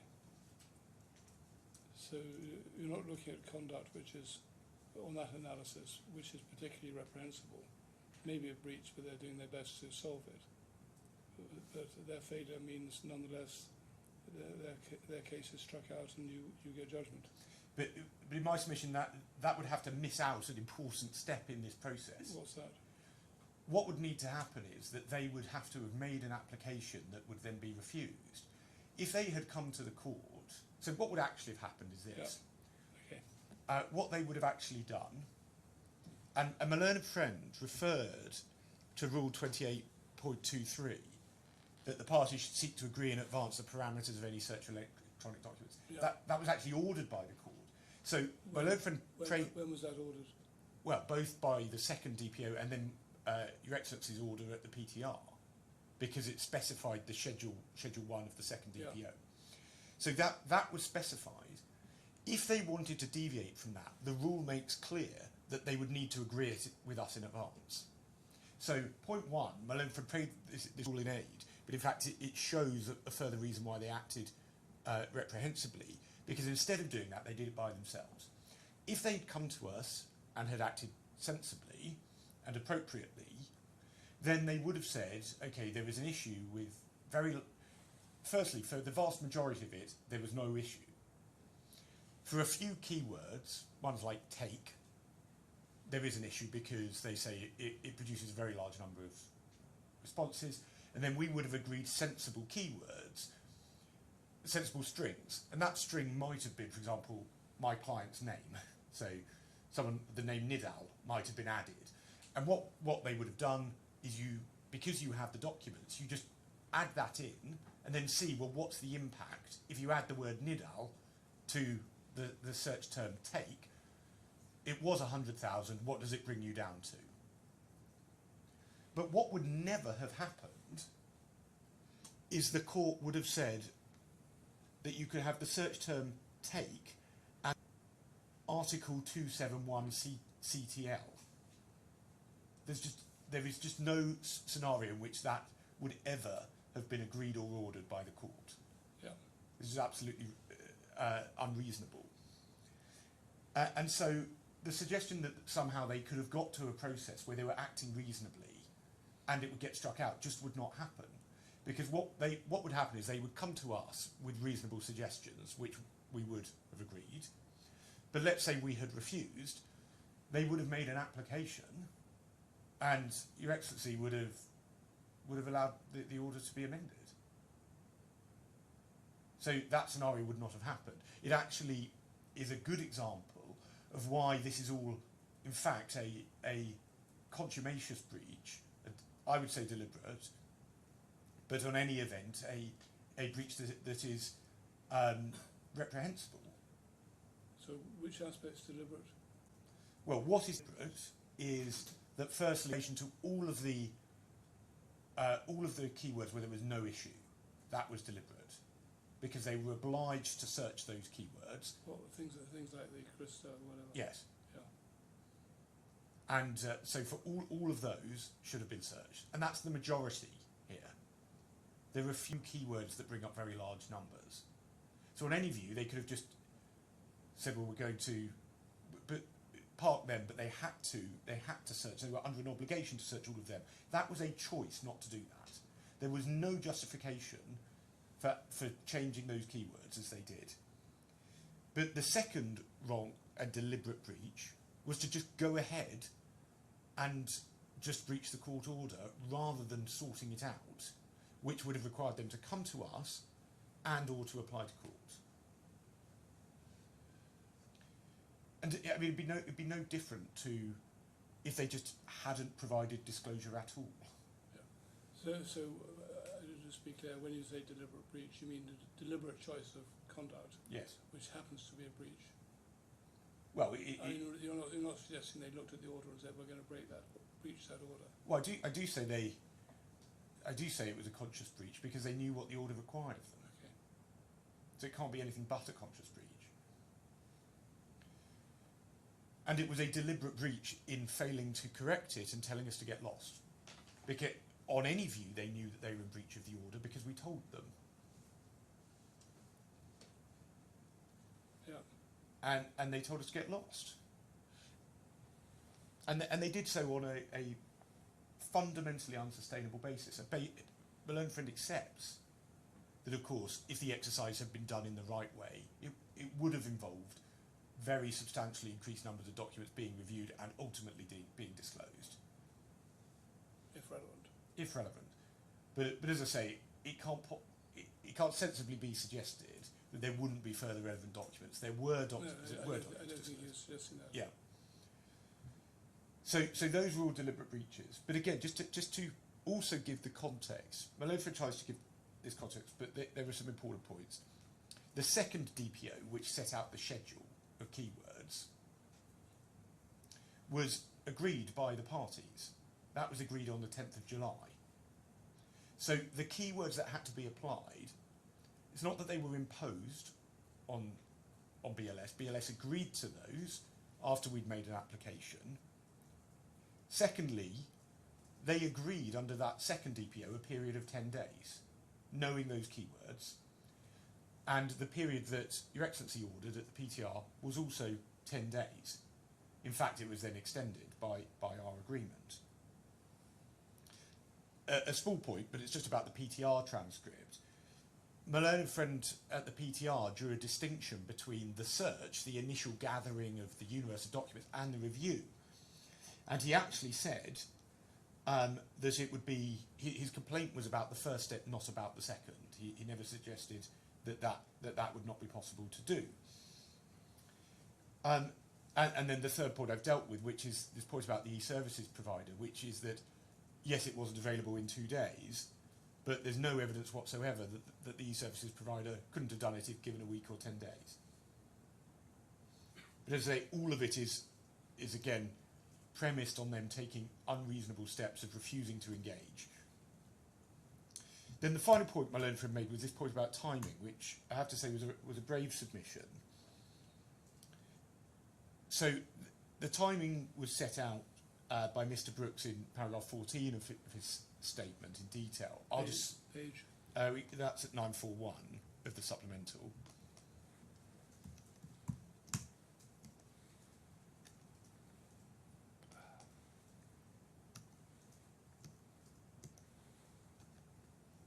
Yeah. I mean, I think I can just summarise it. I mean, it's set out in detail here, but essentially what happened was that requests to produce were in November. We then had, and we covered it yesterday, the very spurious objections that they made.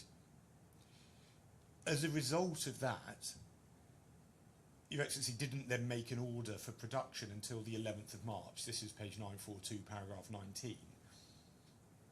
So the delay between request to produce and then an order being made was caused because of their wholly unreasonable objections, and Your Excellency made an order in the form that we requested, even though they objected on essentially every issue.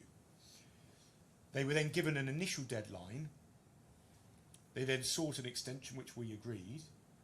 They then breached that deadline, breached the court order, and eventually only provided production late on the 21st of April. We then had to review all of the disclosure that was provided, and within 6 weeks we raised all of the issues in our letter of the 13th of June. Mm-hmm. So they refused to accept that. In fact, they just failed to respond, and so we issued an application.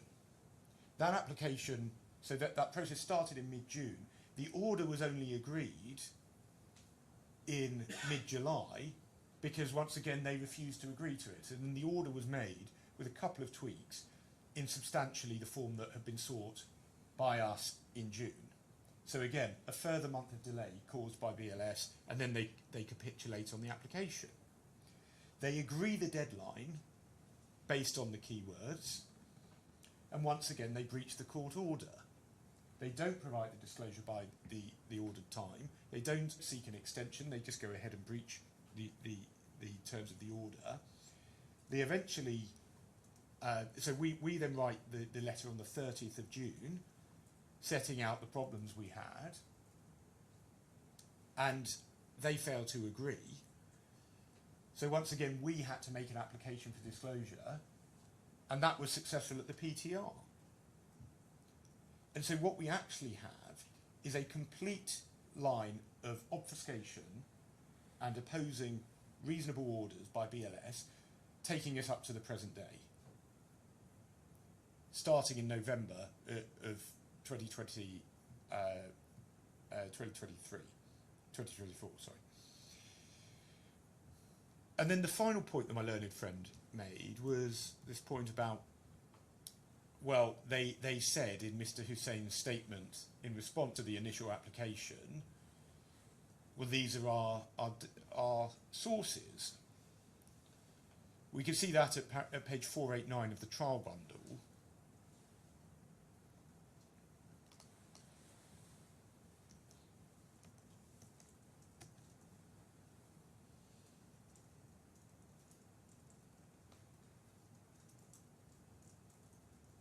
Yeah. And what was said there in relation to email servers is relevant email servers searched for responsive data subject to availability. It had never been said that what would happen would be the deficient process that we've seen. I mean, it was only made clear by Mr. Hussein. There was nothing in this that caused any delay in relation to any of this being resolved. The reason why this has gone wrong is because there was a unilateral decision in breach of the order, in breach of the second DPO and the third DPO, not to apply the keywords.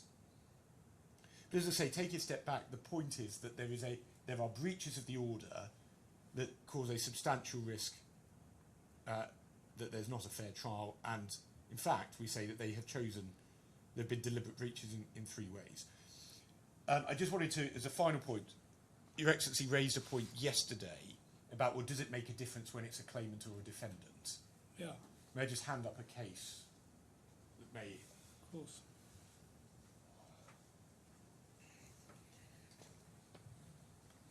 Now, of course, it is right, there's a claim... Doesn't look like a case. Oh, sorry, that's not a case. That's quite right, let me swap out. Do you want this back? Sure, it's... Thanks. So yes, this is the Harbour Castle case. Yeah. I provided a copy earlier to my little friend. It's just a straightforward point, really. Of course, it is right that a party that is a claimant and whose claim can be struck out can, of course, issue another claim. But and this is what we see at paragraph 24 of Harbour Castle. Whose judgment says? So this is a judgment of Lord Justice David Richards. Yeah.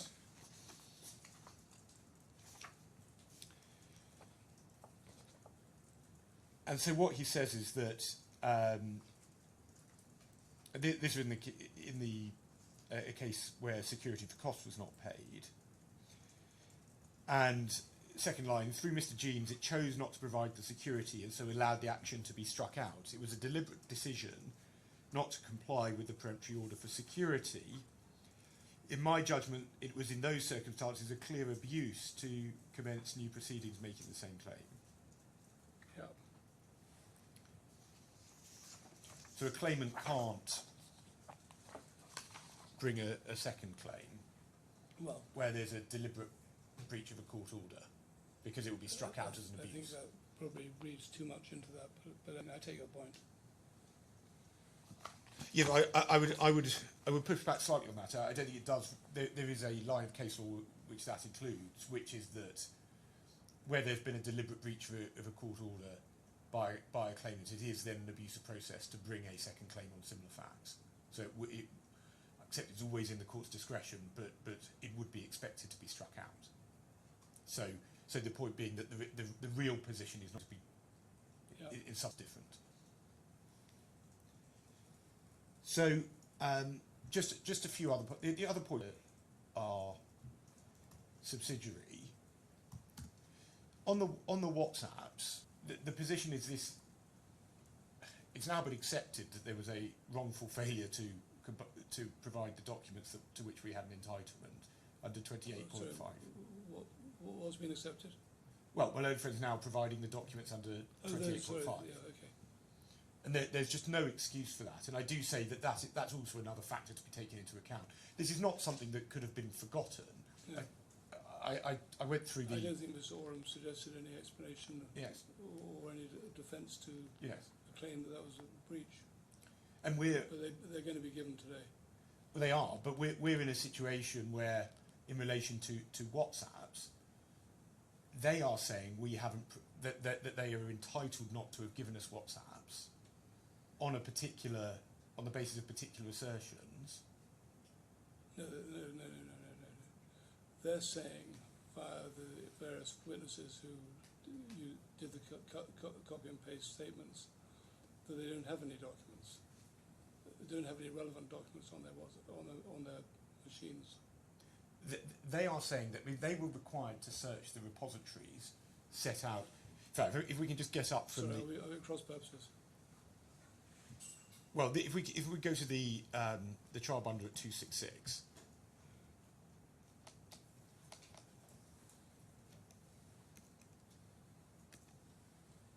Yep. So they are required to search the This is Schedule 1 to what? to the second DPO. Second DPO. So this is what they had to comply with under the third DPO as well. They had to search WhatsApp messaging application in respect of these individuals. Yeah. And so just to point out, Learned Friend is wrong to suggest that they need the device. They actually need the WhatsApp application. Can log into WhatsApp is a program that can be logged into. You don't need the physical device. By anyone or by the... Yes, I could, if Your Excellency has WhatsApp, I could, if I took your passwords and your, and you allowed me to sign in, I could do it on my laptop. Right. WhatsApp is not something that it's not something that's only contained locally on a device. So that point, I'm not sure much of this really matters, but that's the position. Regardless, the order required them to search in accordance with the repositories. So they were required to search in relation to the WhatsApp messaging application. Now, in response, that's a breach because you haven't done that. They say it is not a breach because this is not in our control. Yeah. And the point I am making is that the relevant documents, which will show whether they were in their control or not, have been withheld from us without any justification. Until later today. If all the policies and the contracts are provided, yes. Yeah. And so the point is, it would have been for them in response to this application. We raised this fairly and squarely in the application and said, absent the provision of the contracts and the documents, we will invite the court to reach the conclusion that they don't support their position. And they have chosen not to provide them in response to this application. Right. So my submission, where it lies, at the time when this application is being heard, is that under the order they were obliged, they need to say that they aren't in breach because they're not in their control. The relevant documents that show that have not been provided. Right. And so my submission, how it works on that is my learned friend has not established that he is not in breach. It's for him to show that they are not in his control. Yes, but the individuals whose WhatsApp they are say there is no company business on their WhatsApps. They don't say that. It's common ground that there is company business on their WhatsApps. There's no relevant material, they say. Well, but they say that there's no additional material. But there's no additional material in addition to what they've given before. yes, Yeah. but That's what I meant by no company business. Sorry, I meant no additional company business. yes, but that's not what was required. The requirement was for Emirates to do the search, because just as Emirates have done, even from their very limited searches, have found some additional documents that weren't disclosed when BLS did it itself. The point is, Emirates were meant to review for relevance. They're lay people, a lay finance operative may well not understand a document that is relevant to the issues in dispute in this court process. So even if someone in good faith says, well, I don't think there's anything relevant here, a lawyer looking at it would say, well, no, that actually is relevant. And the point is that Emirates were meant to do that. Emirates haven't done it, and the reason they say they haven't done it is because they say it's not in their control. I've shown the substandard form contracts, which in my submission show that they are.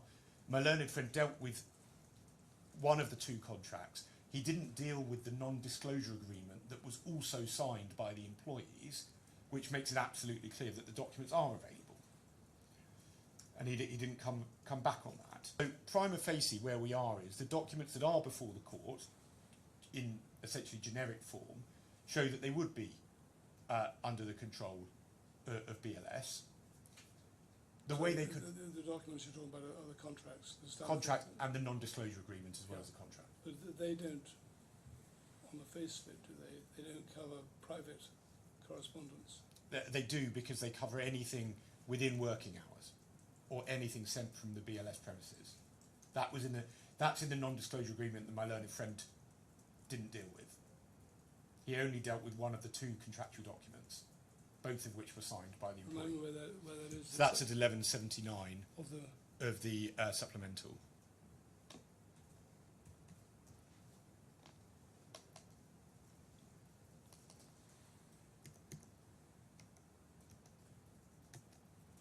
And 1178 for the very, very broad definition of what's included.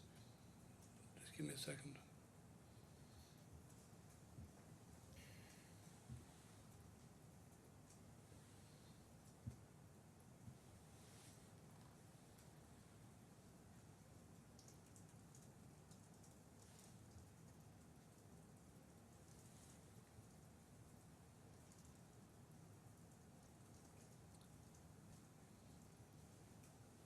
And you say confidential information includes what? Well, it says at point 3 on 78, it includes without limitation information which is made, written, discussed, developed, secured, obtained or learned solely or jointly with others during the usual hours of work or otherwise, at the request and upon the suggestion of BLS or otherwise, or on BLS's premises or otherwise. But that's clearly not referring to private WhatsApps. Arranging to meet someone for lunch or something, or joking family sort of WhatsApps. But it includes... So the whole, if you look at the top of the page, top of the document, whereas the employee acknowledges that during his employment with BLS, he'll have access and gain knowledge of confidential and proprietary information belonging to BLS, and the term confidential information is defined below. It's clearly all directed towards stuff. Yes, I accept. Relevant to BLS. Yes, I accept that. But all of that is that. But the point. I mean, that's a definition. But the point is that at 6 on page 1179, it says that at any time, BLS may request to properly deliver all, and then it's a term for basically any information whatsoever. Hang on a sec.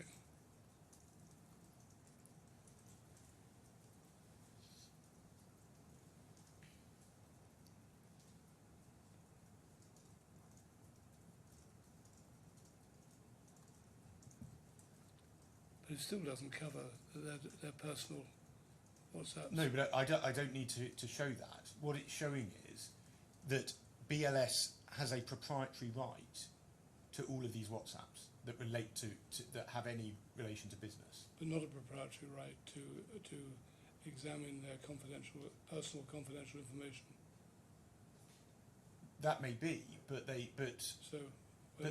point is not a single WhatsApp, original WhatsApp, has been given to BLS. Sorry, has been given to Emirates. Let me give an example of this. We saw yesterday what was clearly a group chat, good morning everyone, related to BLS material. Yeah. So the entirety of that group chat should be provided to... I don't necessarily disagree with you on that. Yeah, but that hasn't happened. Yeah, well, that should have happened, yeah. Yes, so hence... If the WhatsApp still exists. But the point is that how it works is, I mean, it clearly does still exist because it's been extracted that small part of it has been extracted. So as a proprietary matter, that chat belongs to BLS, and BLS can call for that chat. So that chat would need to be exported and given to Emirates, Yeah. and then all of it can be reviewed. So that is a very good example of how that is plainly on the document BLS's material that the witness, Ms. Curran, can't turn around and say, I can't give that, I won't give that to you, BLS, because BLS owns that material and it has a right to call for it. If it still exists. Yes, but that email chat, we have a screenshot of one page of it in the When was that screenshot taken? Well, No, because WhatsApp has one setting, everything disappears after, I can't remember, it's 3 weeks, 3 months, whatever. Well, you can have disappearing messages on WhatsApp. That chat doesn't show the disappearing It doesn't messages. show it's disappear because it was caught. If it was on the disappearing setting, that was obviously caught before it disappeared. Well, I don't think it is said that that chat has been deleted. I don't know. Well, that would be deliberate destruction of relevant evidence then, but Not by the individuals concerned. well, but as I said, Sorry, it's perhaps a non-point, but I think I wonder whether you're reading too much into this. the point remains that there are WhatsApps that we say are very likely to show relevant evidence. Yeah. Okay. This document shows that BLS has a right, it has control of them. And BLS says it doesn't have control of them. The document shows otherwise. Unless BLS could produce the specific policies and contracts to show that they say something completely different to this one. And BLS have, in breach of their obligation under 28.5, failed to provide those documents on this application. And they've also failed to provide the documents, even though we made crystal clear that we would be saying to the court, unless those documents are provided, that there is a proprietary right to these WhatsApp chats. So in my submission, where that leads us to is that on the evidence before the court, those chats are within BLS's control, and therefore there has been a failure because WhatsApps haven't been searched by Emirates, because what they haven't done is they haven't called for those WhatsApp chats. And as one example, a group chat that involves work people or a chat with an obviously work person would both be caught.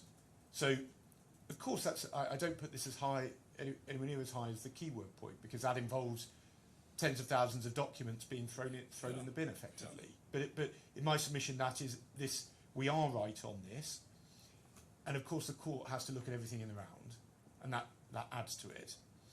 And related to that, we have the same point about the laptops, where my learned friend accepted that was a breach. Well, the very mischief of the order made at the PTR was that rather than BLS doing it itself, Emirates should do it. And instead what we've been left with is that BLS does it itself.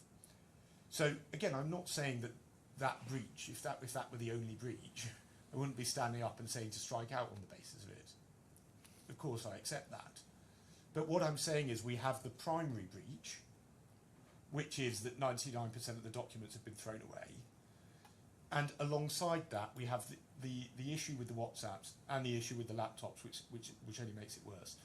And then I'm not proposing to say anything further on inferences. The cases my learned friend cites didn't take it any further, but ultimately we do say inferences should be drawn, and at the very least it would have to be held over.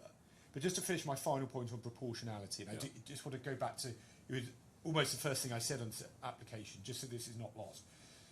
In terms of strikeout, of course, the court doesn't need to make an all or nothing order for strikeout. Yeah.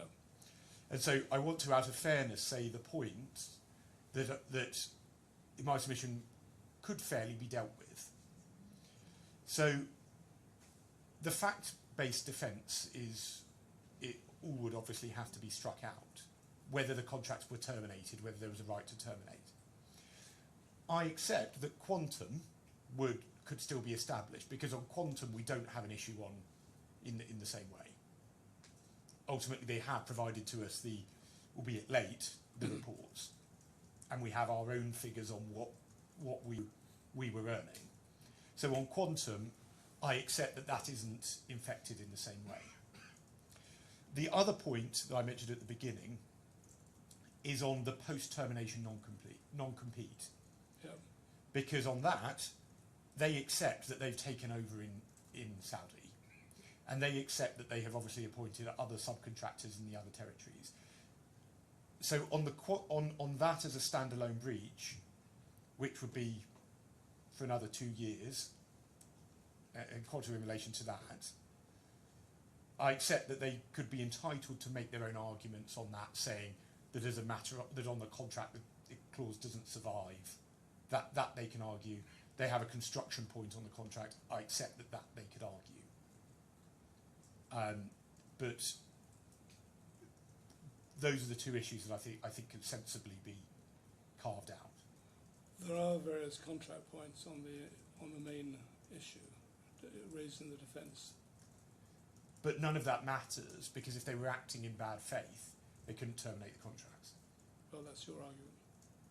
Well, no, I don't think that's dissented from, because even on my learned friends... There's one question about whether they did terminate or whether the contract terminated itself, and then there's a run-on. Yes, but the point is my learned friend accepts he's got a pleaded case that the contract continued on the same terms, but it's just that they could terminate it. So he's still required to terminate the contract, and he still has to act in good faith. That's plainly there on his pleading. So, but I mean, fundamentally, the point about when you can't have a fair trial is you strike out the defence, saying as a point against me, where there is a clear issue that can clearly be separated out, it could be open to the court to do that as a middle route. Right. Thank you. Thank you very much. What time is it now? I think the best thing is if I rise now, I'm going to give a decision probably straight after lunch at 2 o'clock. Yes. It won't, whatever decision I make, it won't be necessarily compendiously set out in 100 paragraphs. Yes. But it will be a summary of my decision, which I will elaborate, if necessary, at a later date. Yes. Thank you very much. Thank you.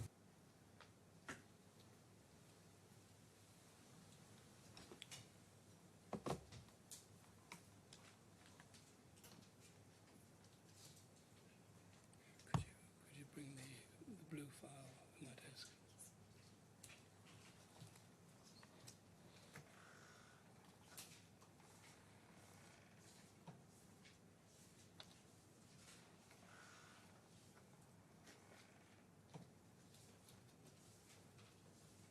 Thanks.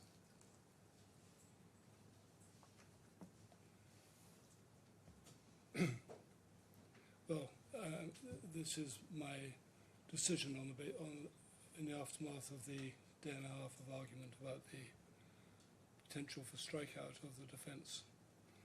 I'm grateful to counsel for their assistance. What I propose to do is just give my decision briefly and elaborate it in a written form in due course. I'm satisfied that there is a considerable amount of documentation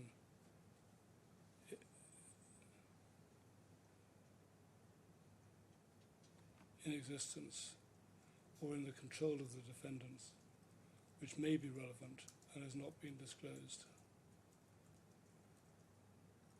And I'm satisfied also that a significant part of the blame for that lies with the defendant. It is unnecessary to consider at this stage what particular parts of which orders of the court have been breached, but I'm satisfied that the defendants are in breach to a certain extent. When I come to write a more thorough judgment, I will go through some of the factual matters relating to that, but that's all I propose to say at this stage. It is in those circumstances that the application to strike out is made. And it can be made, I should emphasise, at any stage, before the trial, during the trial, or even at the end of the trial. The test to be applied is whether there is a substantial risk that a fair trial is not possible. If so, it may be appropriate to strike out the claim or defence as the case may be and give judgment for the aggrieved party. In this case, we're concerned with striking out the defence. But the court will not act hastily and without regard to the consequences. A strikeout is not intended as a penalty or punishment for non-disclosure or for other breach of the rules. Other punishments are available for that, such as costs. A strikeout is intended to prevent an unfair trial taking place. So even when the court is satisfied that there's been an abusive process, strikeout is a last resort and should only be done if there were no other alternative that would achieve the result considered necessary. In other words, would achieve a fair trial. So even assuming an abusive process, the court must still, as a second step, identify a proportionate sanction and only strike out in extreme circumstances. The question is always, is the court satisfied that there cannot be a fair trial? And if so, is it appropriate to strike out?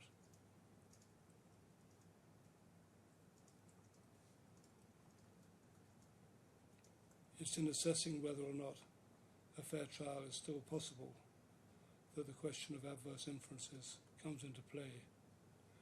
This was raised as part of an alternative application by the claimant, but it seems to me that it deserves more consideration than perhaps either party was willing to give it.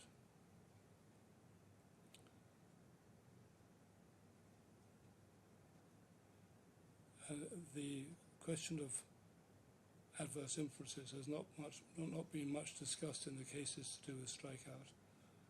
But it seems to me that the court is in the difficult position of having to make an assessment before hearing evidence. Is it a case where the ability to draw adverse inferences where appropriate can protect the claimant's position and enable a fair trial? As at present advised, I am not persuaded that any potential injustice cannot be averted by the court's willingness in appropriate cases to draw adverse inferences from the absence of documents which ought to have been produced. For that reason, I refuse the application to strike out the defence. But I make two important points to consider. First, the question of adverse inferences will ultimately be assessed on an issue-by-issue basis. And the question in each case will be, on that particular issue, is the absence of documentation such that the court should be minded to draw an adverse inference. And secondly, it is always possible, as I said at the beginning, to re-argue at the end of the trial on the basis that the prejudice which has ultimately emerged is much clearer than is presently possible to judge on the basis of documents alone. So the application is refused so far as it concerns the striking out of the defence and is held over as regards the question of adverse inferences. That's my decision. I'm grateful that Angus succeeded. I propose then to move to opening. Yeah. So we are going to take the lives of the electronic certificate. Give me a second, I'm not sure. Yeah.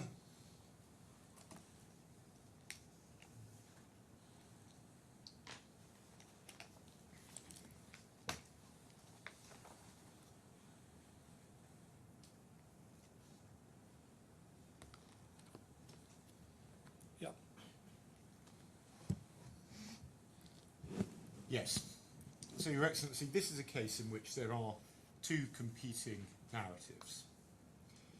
BLS says that it had no contractual obligation to my client. They could terminate the contracts between them without any notice at all. BLS says that it negotiated in good faith with my client, beginning with an email starting on the 3rd of July 2023, and that when my client failed to agree a good price, together with other defaults by my clients that happened then, a decision was taken to terminate my client's contracts. They say everything happened quickly, and they say they acted in good faith. On this side of the aisle, we do not accept that case. My clients say the true position is that there was a preordained plan by BLS. That was a plan that was driven by BLS's avarice. BLS didn't like the fact that my clients had made a success, in particular of the KSA, the Saudi contract. And BLS wanted to appropriate the fruit of my client's work for itself. It didn't have an entitlement to terminate, and when it did so, when it purported to do so, BLS also, we say, acted in breach of a clear non-compete clause in the contracts, which lasted for 2 further years beyond the expiry of the contracts.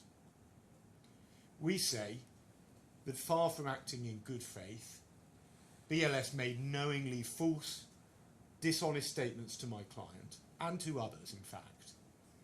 BLS conducted a sham negotiation, and it came up with a plan to push out my client by any means, whether fair or, as was the case here, foul.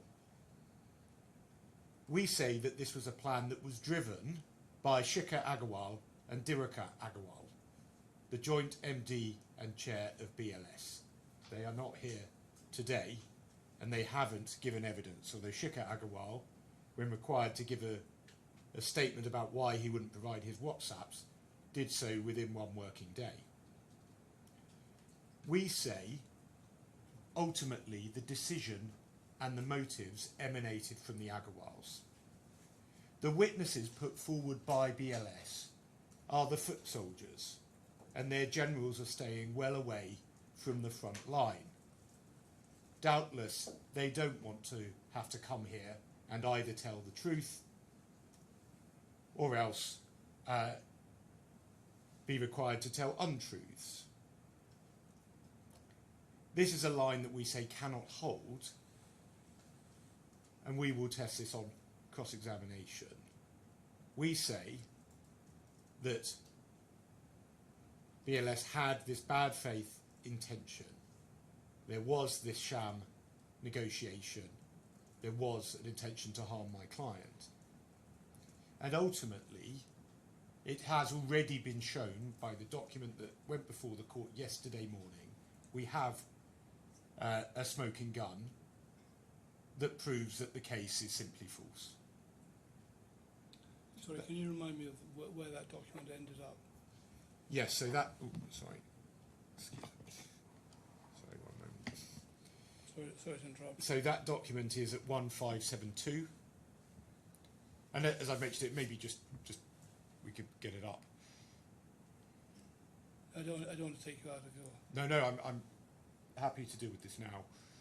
1572 of the Supplementary.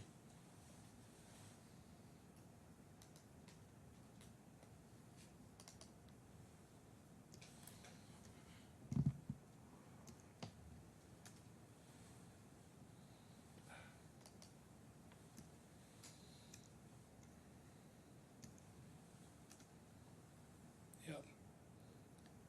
So just to recap, there's been a discussion with the lawyer on the complete case of Access Group for all locations. And then it said that the lawyer will share his opinion, and there's a need to complete the KYC process and to pay fees. But prima facie comments on a cursory glance of all contracts are as follows. And just to reiterate, this is sent by Ms. Kurian to Mr. Anand, Mr. Sahu, and Mr. Gupta, and of course it's copied to Shukar Agarwal, and sorry, also to Mr. Tiara Kolwant S. So all 5 witnesses sent to Shukar Agarwal as well. Number 1, the contract is not strong enough reason, being few clauses are contradicting to each other. 2, he referred to the main contract, and then there's reference to the assignment clause, and it's essentially saying we don't have all of the communications, and at this juncture request all email communication which has been transpired with Access Group personnel to be shared so that a comprehensive scenario can be put together. So they are trying to use that clause to get rid of my client. 3, at this point they've advised us not to disclose any matter to the parties concerned or to anyone until complete scenario is drawn. And then they've recommended the negotiation path instead of arbitration to ensure recovery of the complete operation by BLS. Number 6, any future communication with the parties on this matter should be done under a legal guidance. And 7, they've informed that they have existing and performing partners in each of these locations, some potential alternatives. But the point is, this was sent in June. The evidence parroted by the witnesses, 4 of the 5 witnesses, on the other side, is that a month later they hadn't even thought of removing my client. They say a month later that they went into a negotiation with my client, genuinely trying to agree price terms with them, in circumstances where they've gone to a lawyer to work out if there's a loophole in the assignment clause and to do what they need to do to ensure the recovery of the complete operation. So, in my submission, that does give the lie to the case that has been run against us, and as I'll submit in due course, not least against the backdrop of the missing documents, but more generally, this is a window into the bad faith that was going on at the time. And it's fortunate for the court and for the proper process of justice in this case that this email was put in the bundle so that it can be seen. And so we say that this is a very important document which really has left the witnesses naked.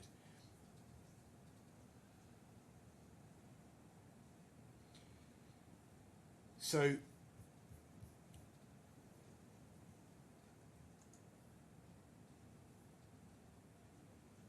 that all being said, in this oral opening I propose to focus on explaining more on what the issues are in the case and opening some of the key documents.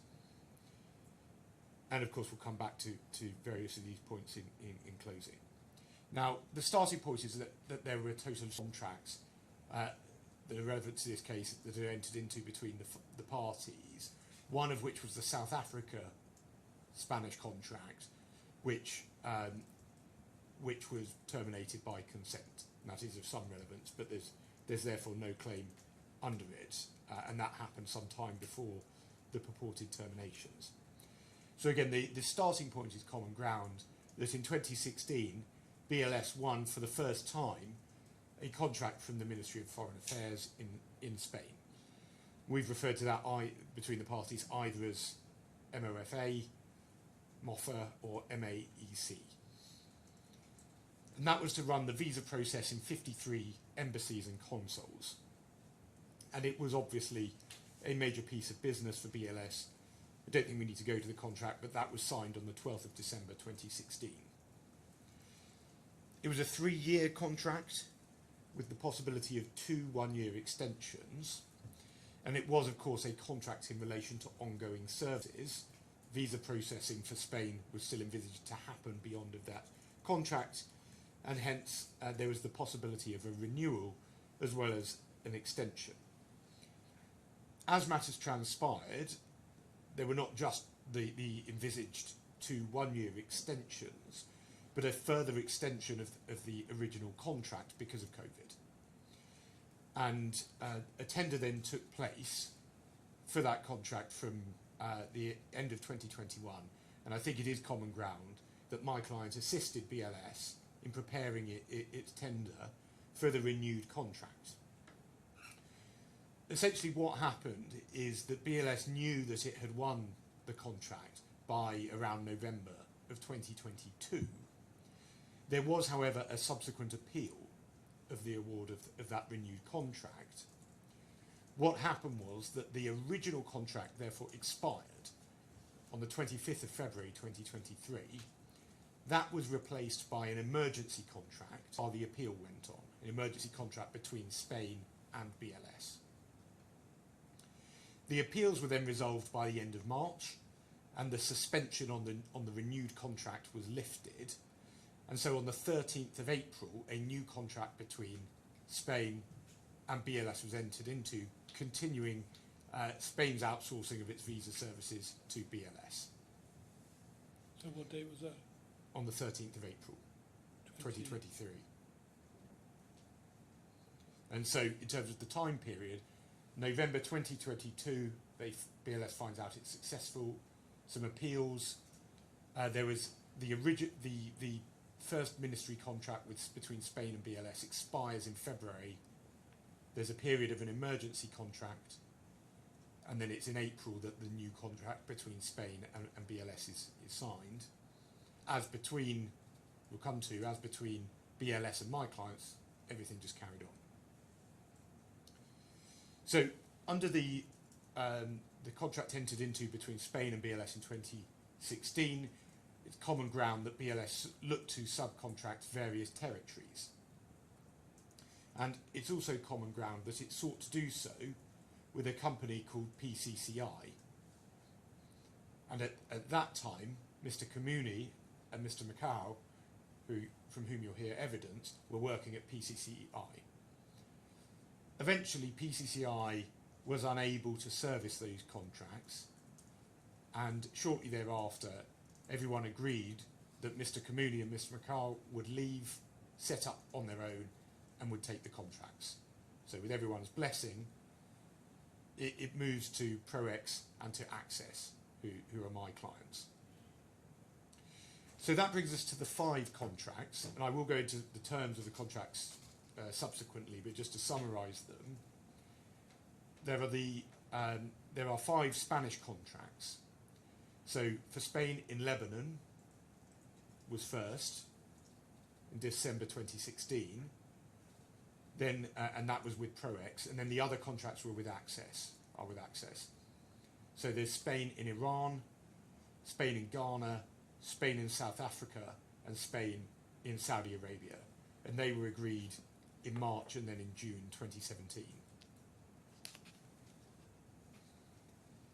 There is then a further contract, which is what we call the Cyprus contract, potentially slightly misleading that term, because it was with the Cyprus embassy, but in Iran.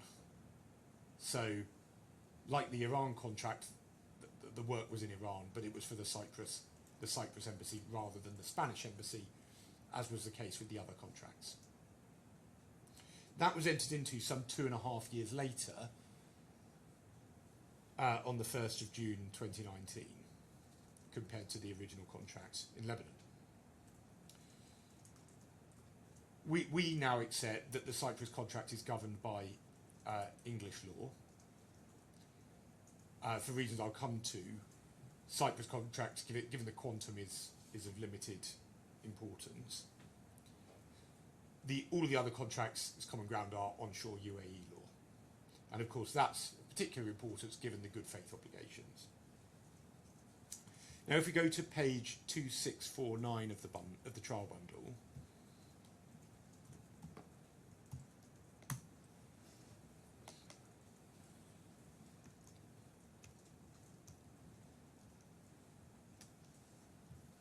this is the next part of the story. Sorry.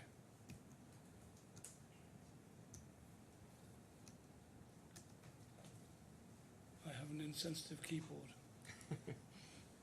Doesn't always get all the numbers. Anyway, 2649. 2649. This is the letter agreement re-mutual exit South Africa. So this is the 5th Spanish contract. And what happens is that in this case there was an agreement between Access and BLS for the termination of the contract and the waiver of the notice period. We can see that at paragraph 2. And then importantly at paragraph 3 we have the waiver for non-compete. The parties have decided to waive the requirement of clause 6, where they've undertaken they should not, and so on, be concerned in any business directly or indirectly which competes, which may compete with each other's business during the term and for a period of 2 years thereafter.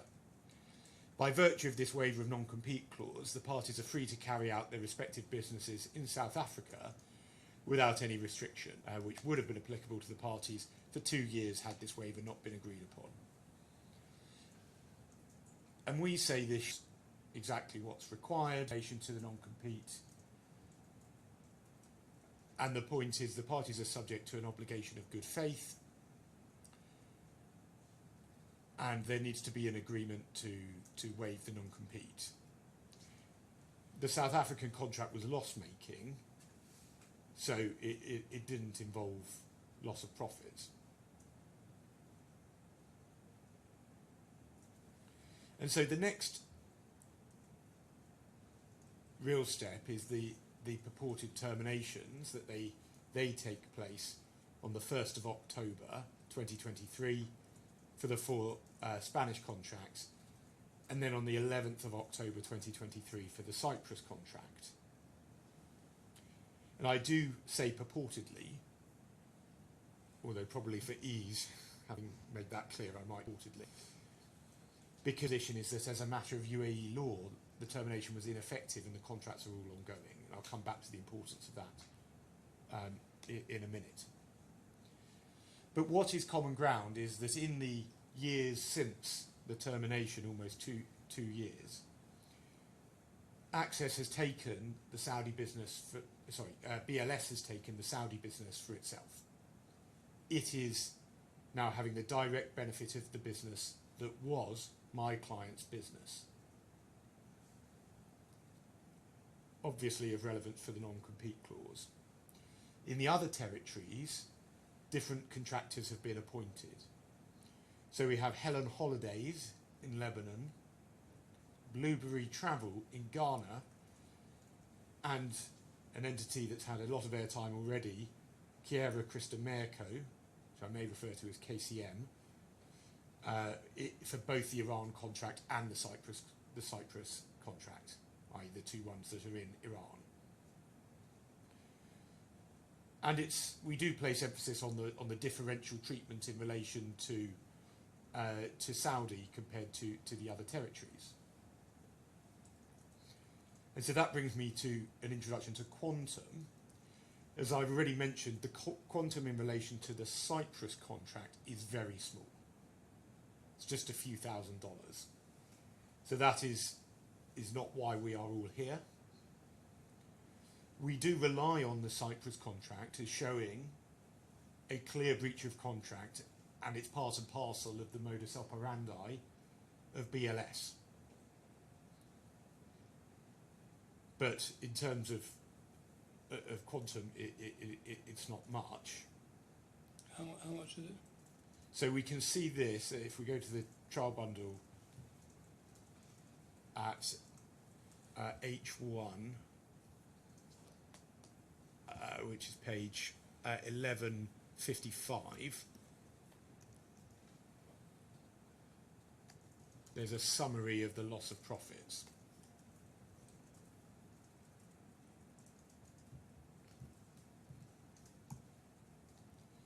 So it can be seen that, give or take, about 80%, 78% typically, is Saudi. 13.5% for Iran, and So then where are you getting these percentages from? I've calculated them. I see. Yeah. But if one looks at the numbers, take scenario 1A, it's a bit over 10 million, but of which a bit under 8 million is Saudi. I see. And then about 1.4 is Iran. I follow. Yeah.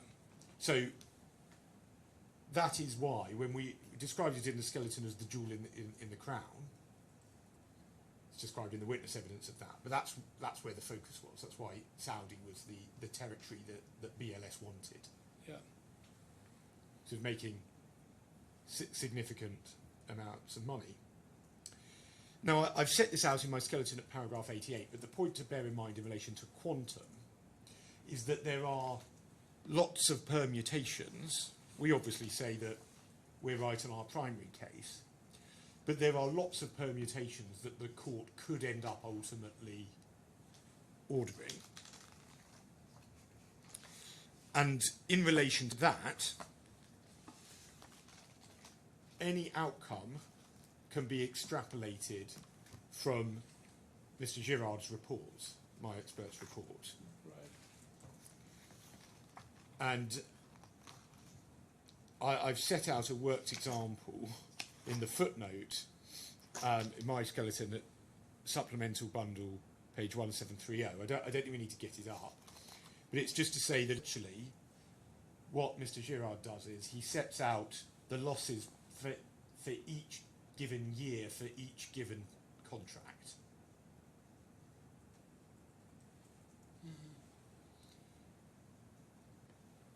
And so that can then be worked out. He also includes reality, so where you have a full year's loss, you can then, he's prepared seasonality, so you know what percentage of that year relates to each given month. So using the figures either for the whole year, if it covers the whole year, or for given months, if it covers a proportion of the year, any amount can be worked out. So whether that's just by way of arithmetic or short submissions, the expert report set out for whatever period and for whatever permutations the court ultimately were to decide on, that can all be worked out. Now, Mr. Thomas is BLS's expert. He agrees the actual figures themselves and the theoretical approach that Mr. Girard has taken, but he essentially says that he can't compute any loss figure because he thinks the information is not reliable enough. Now, we don't agree. That will be dealt with in cross-examination. It's just to note this as a preliminary point. The visa application process in all of the territories has carried on, as a matter of fact. So regardless of my client's figures, we do now have figures from BLS in relation to the ongoing operation of those contracts. It's why I said that this was excluded from, this could be excluded from strikeout. And so we've seen how many applications, what value-added services are being charged and so on over this period of now almost 2 years. So I just put the marker down. Obviously we accept one has to then model it forwards for future years, but that's not really where the dispute is between the experts. So just put the marker down that it's a pretty surprising suggestion to say that you just can't compute the loss. But I'll discuss that with Mr. Thomas. So I'll deal with the structure of the decision that we say falls to be made by the court, but I want to make a couple of preliminary points before I get stuck into that. The first is that we have 5 separate contracts, and each contract stands or falls by itself. Now, of course, these contracts cover related subject matters, albeit the Lebanon contract had a different counterparty, but under common, with common personnel, of course. And of course, the same analysis will apply to a number of issues, because many of the clauses are identically worded between the contracts. But it's just to say that there are different, there is different wording for some important clauses, and secondly, the factual position is obviously different for each contract. So as an example, the Iran contract, even though it's one of the Spanish contracts, that has a differently worded termination clause It doesn't make any mention of 6 months in there, which the others do. But more importantly, as a matter of fact, it isn't correct as a matter of analysis to say that if someone breaches one contract, that means that they have breached another contract. And this is something that is ventilated in the pleadings, and it is important for there to be rigour as to what is actually pleaded and hence what has to be met. So we can see this at page 140 of the trial bundle.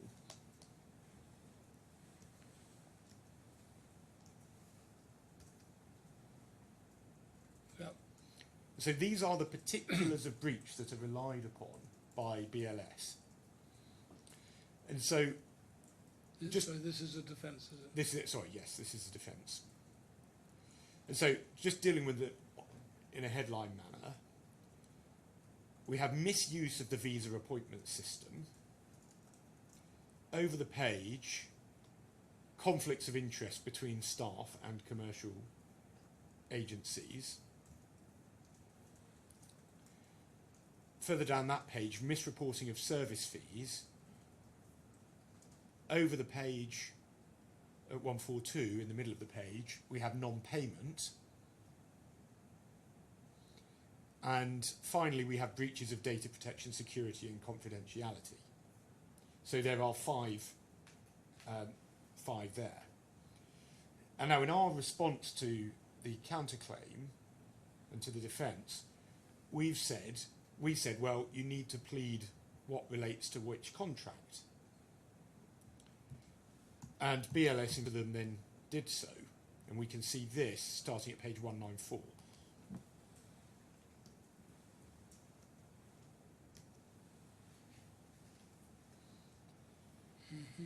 And so BLS clarifies its pleaded case that the matters in paragraphs 52.5 to 7, so that is the conflicts of interest breach, that is a breach of the KSA contract. Oh, I see, sorry. Yep. This is at sub 1. So they clarify that that is a claim in respect of the KSA contract. Yeah. Then if we go over the page to 2, sub 2, debts and non-payment are breaches of all of them, all of the Spanish contracts, so that's fair enough. That's 6.2, is it? Sorry, 6.11 sub 2, I see. the very first, Oh, at yeah, the top okay. of 195. Okay. Then we have at sub 3, data breach, and that is said to be a breach of the Iran contract. Yeah. Then at 6.1.2, straight down the page, and that refers to the matters both at 52.1 to 52.4 and at 52.8 to 10, and it is said they are breaches of the Saudi contract. And that is misuse of the visa appointment system and misreporting of service fees. Mm-hmm. And then at 6.1.3, it says that the contractual services and the claimant's contractual obligations, particularly as to payment of sums due to the defendant, were materially identical. In those circumstances, the claimant's non-performance of its obligations under one of the contracts was relevant and material to whether it intended to and was capable of performing its corresponding obligations under the others. It was and is relevant to the defendant's entitlement to terminate as pleaded in paragraph 56 of the defence and counterclaim. So it says particularly as to payment of sums, and then says it's relevant to what's in paragraph 56 of the defence.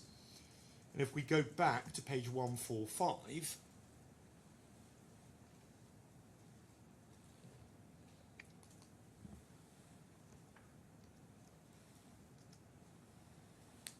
does Your Excellency have paragraph 56? Yeah. Yes. So paragraph 56, it is a payment point.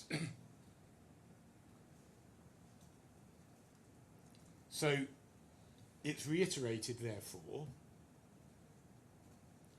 that the only breach that's pleaded for all of the contracts is non-payment.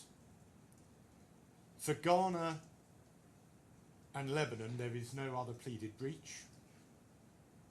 For Iran, the other pleaded breach is data breach only. And for Saudi, in addition to non-payment, there are 3 breaches, which are misuse of the appointment system, misreporting of service fees, and conflicts of interest. Those 3 are alleged in relation to Saudi. And that, therefore, sets out the parameters of the basis on which they say they were entitled to terminate those contracts. And if we can go to paragraph 153, please. Sorry, page 153. Still in the main bundle.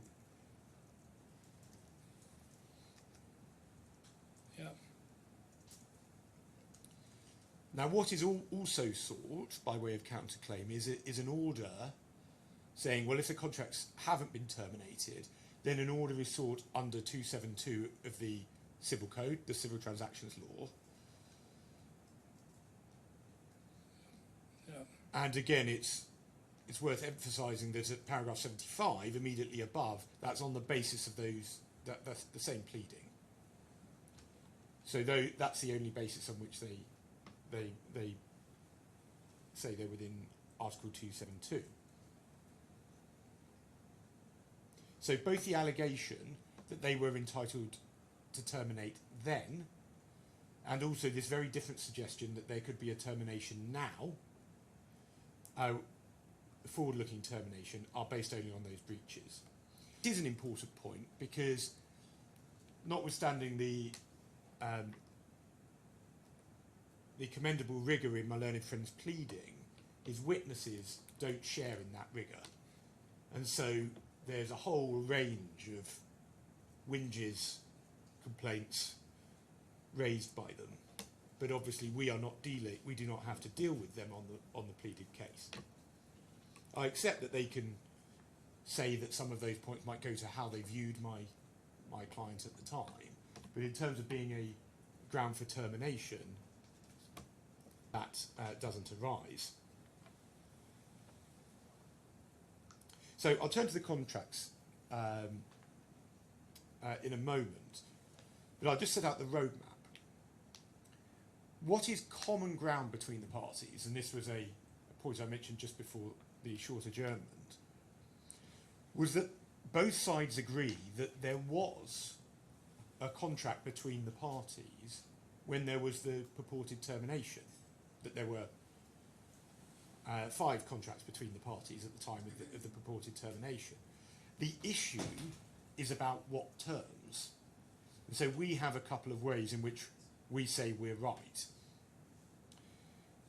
The first one is that we say that the original Spanish contracts between us and BLS didn't expire automatically on the day the original ministry contract expired, but my learned friend's case is that is what happened.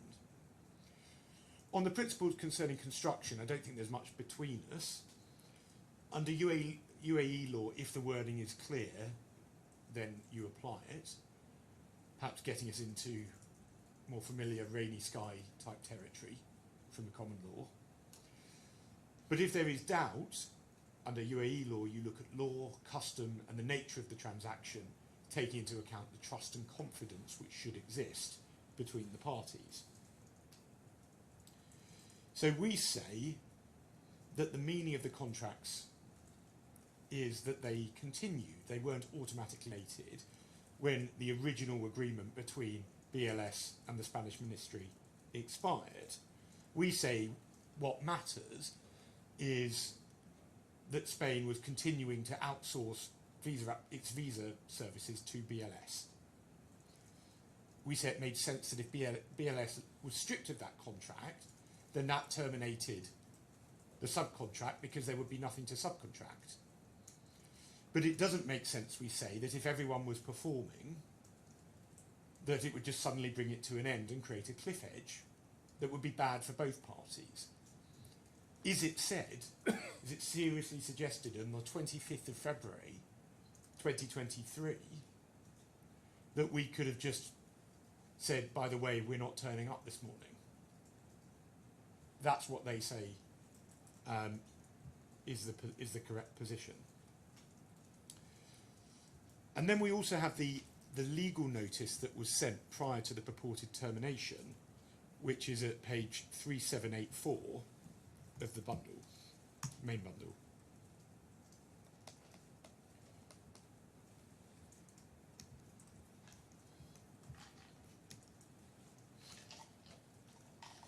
This was sent on the 19th of September, and it is the only formal notice that was ever sent under... Sorry, remind me of the date of the termination of the underlying contract. 1st of October. 1st October. So this was the only purported notice sent, and it was only sent under the Saudi contract. So it's important to note that there was no notice at all under any other contract. And what we can see at point 1 is that this was a notice under the MOU, the contract dated 22nd June 2017. That was the original contract. So as far as BLS was concerned, on the 19th of September, the contract had carried on.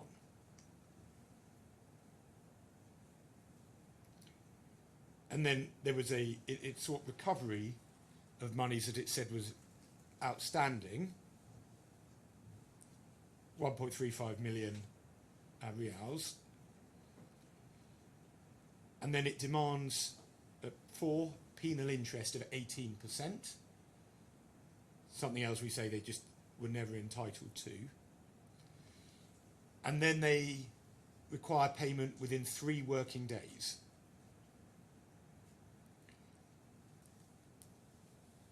And that's relevant when we come to look at the termination clause, because it doesn't comply with that clause, we say.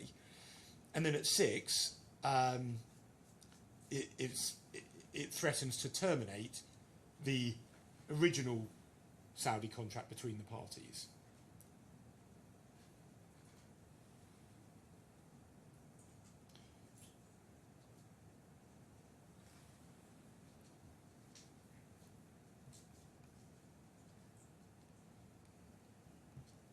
Now, in the period, this will be a matter for cross-examination, but just to also explain, in the period between the expiry of the original ministry contract between Spain and BLS and the purported termination, performance continued. We obviously continued to run the centres and so on. So that now brings me to the contracts, and I'll pick this up in the Saudi contract at page 2300 of the main bundle. Page 2300.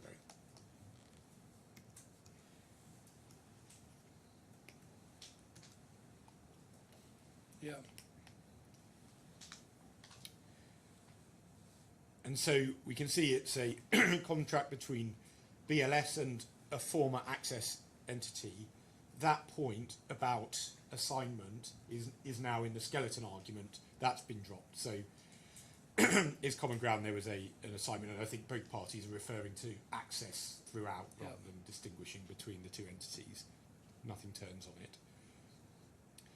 And we have the recital saying, whereas the Spanish Ministry of Foreign Affairs has selected BLS as service provider to support the consular diplomatic mission in processing of visa applications.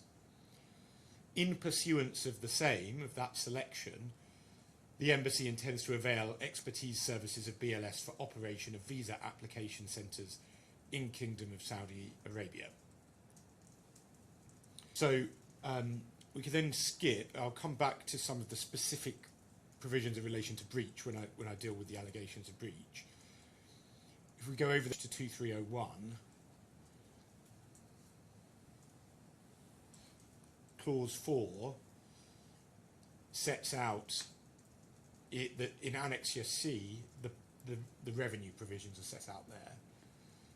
And essentially, broad terms, there's a flat fee per application, and then depending on the territory, there is a percentage of value-added services that gets paid as well.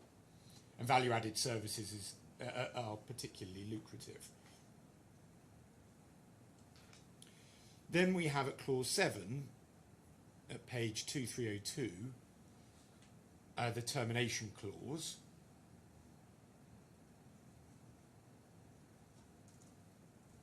Perhaps if Your Excellency reads that.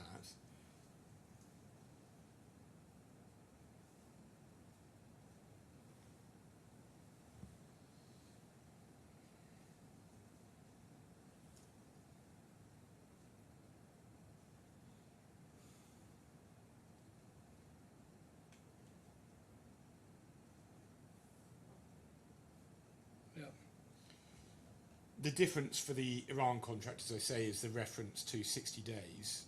Notice is not included in there. So where does the Iran contract Sorry, stop? to 6 months notice is not included in there. The Iran contract is just slightly further back. Sorry, what is not in the Iran contract? The 6 Sorry, months? the 6 months termination provision. Right, so delete from unless terminated earlier. Sorry, give me one moment. I was just skipping back and forth between the two. So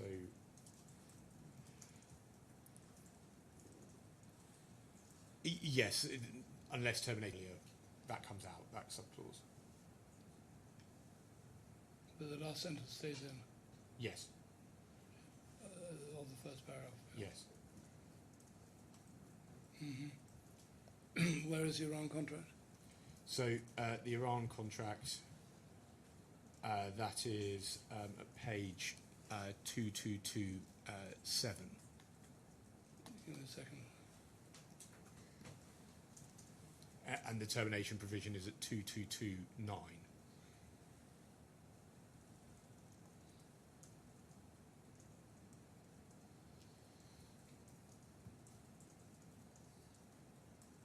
Yeah. And so, as I say, it's a question between the parties as to, does it mean that there's the cliff edge that they say on the 25th of February, or does the contract continue while the services are outsourced by Spain to BLS?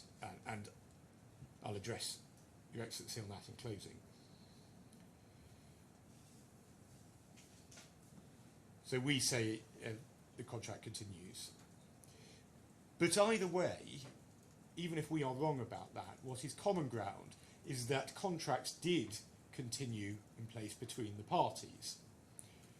And we can pick this up at the defence, page 135.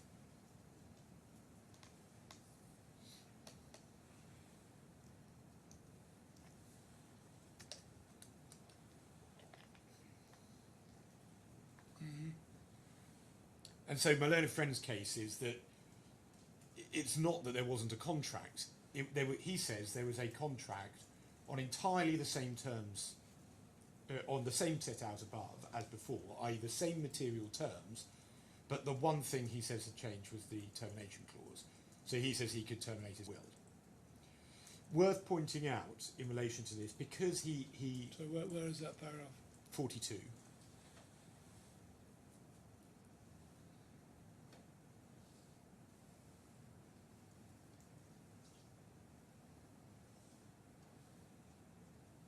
Yeah. So it's worth pointing out that one of the terms that he admits carried on. Sorry?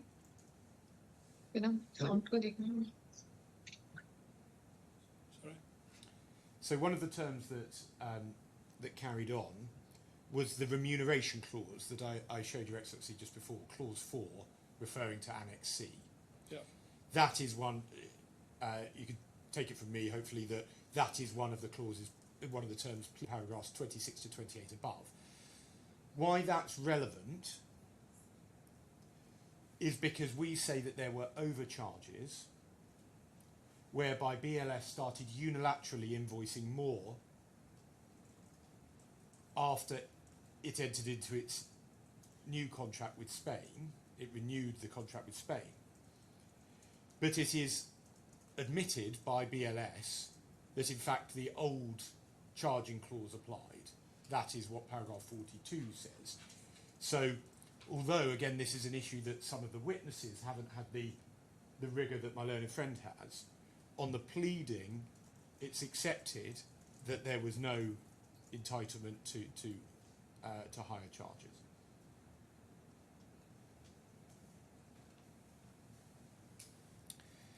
But going back to termination, my learned friend says that the clauses, that the contracts were terminable at will or else on reasonable notice. Well, they didn't give reasonable notice. But either way, there's a couple of answers to that. The first is that it's quite clear that the parties just moved over their the old terms under the renewed contract on any view, and so replicated what went before. And secondly, it's entirely unclear how or why all of the other terms would be the same, apart from, conveniently, the one term that's a problem for my learned friend. But then we say that there is a bigger problem for them, even if you were with my learned friend on that. And that now brings us to a couple of points of KSA law, of UAE law, that I will seek to introduce. And that's the difference as between Articles 271 and Articles 272 of the Civil Code. Now, it might be helpful to just look at my skeleton in the supplemental bundle at page 1714.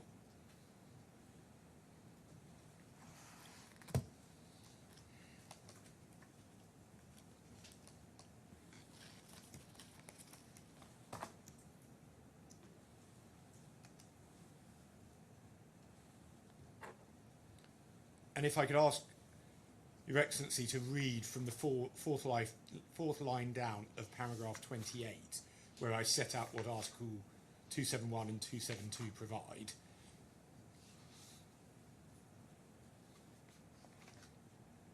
a second.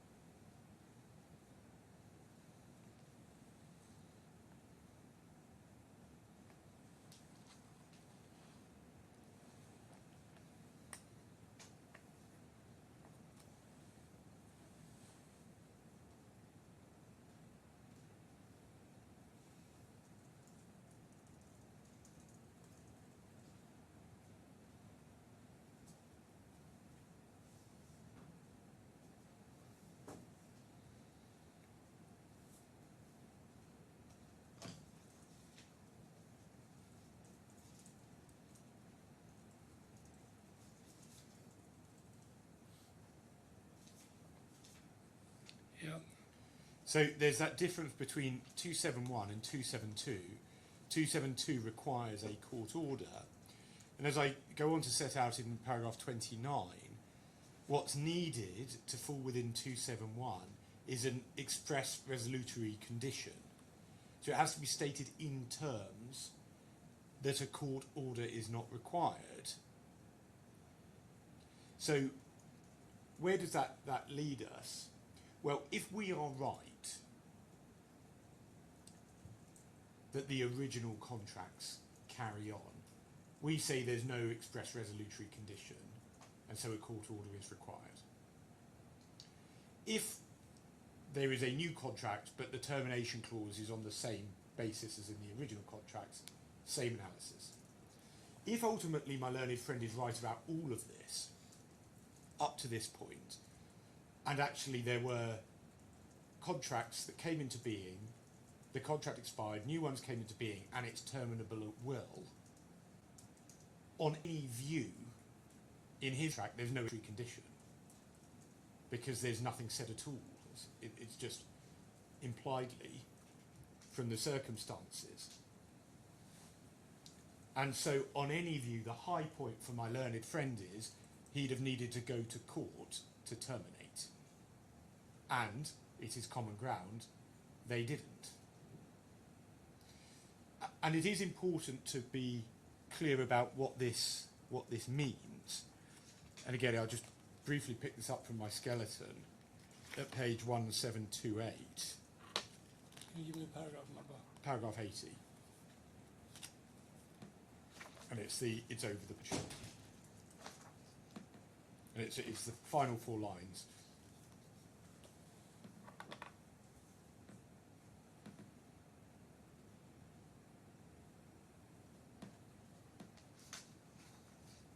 Does Your Excellency have that?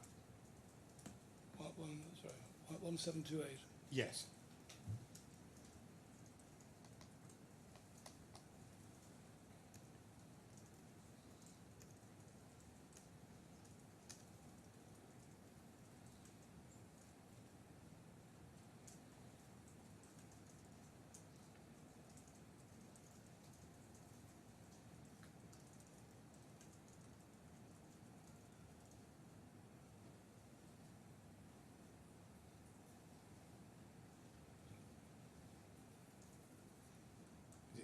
Do you have that up? It's the final 4 lines, which is quoting from Al-Sanhuri, which is a piece of doctrine in relation to the equivalent Egyptian civil code. And that sets out that a clear difference appears between termination on court order and termination by mutual agreement, i.e. between 272 and 271. With the latter, as with termination by operation of law, the ruling would enforce termination rather than give rise thereto. While in the case of termination on court order, the ruling would give rise to termination. And if I could just explain the difference as this. In the English or Scottish common law tradition, there's an attempt at termination of a contract. The parties will disagree whether that was a valid termination or not, but the contract comes to an end. And then you go to court, and the court tells a termination or not. The argument is about, if it happened 2 years ago, the argument is about, well, did you terminate or not? Did the contract, did you validly terminate or not? Under Article 272, that's not what's happening at all. The contract carries on, and when you get to court, the contract is still carrying on, and what you're doing is, by the time you then get to court, you are then asking the court to terminate the contract. So, under Article 272, they would be having to ask Your Excellency to terminate the contract now. It's not asking you to determine whether there was a valid termination then, because it can only be terminated by the court making that order. Right. And so, if you then I'm not saying it's this case, but if you then spin out the court proceedings, you can have several more years of contract. Yes. But it's also the other particular point coming from this. The law is absolutely clear on this. I don't think we need to go there, but it's in my skeleton at paragraph 30. Is that it is always open to cure any default Yeah. prior to the final court order. And If it's curable. of course, yes. And you have this argument about whether the default is payment or prompt payment. And prompt payment isn't curable, but payment is. Well, yes. I mean, I think that's a. I'm not sure whether that's still a live issue. I'm not. Well, I don't know if that's pursued. It's a pretty ambitious argument if it is. I mean, anyone who hasn't. Why so? Well, because anybody who hasn't paid, anyone who hasn't paid by definition hasn't paid promptly.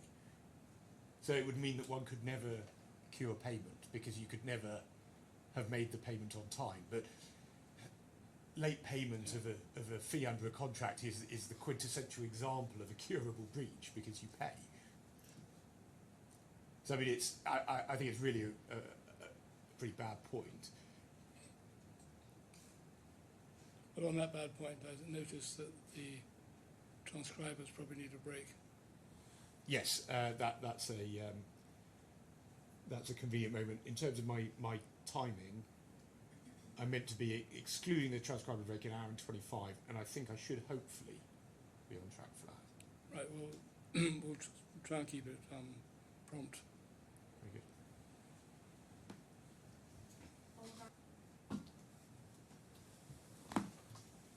Yeah.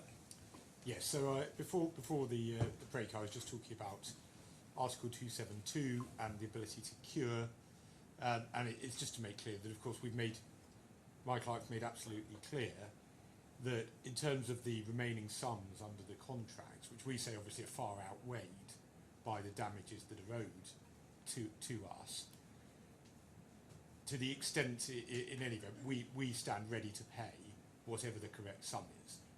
They seek the overcharges be included, which we say is not permissible, but we stand ready to pay that, and that obviously is the relevant factor for Article 272.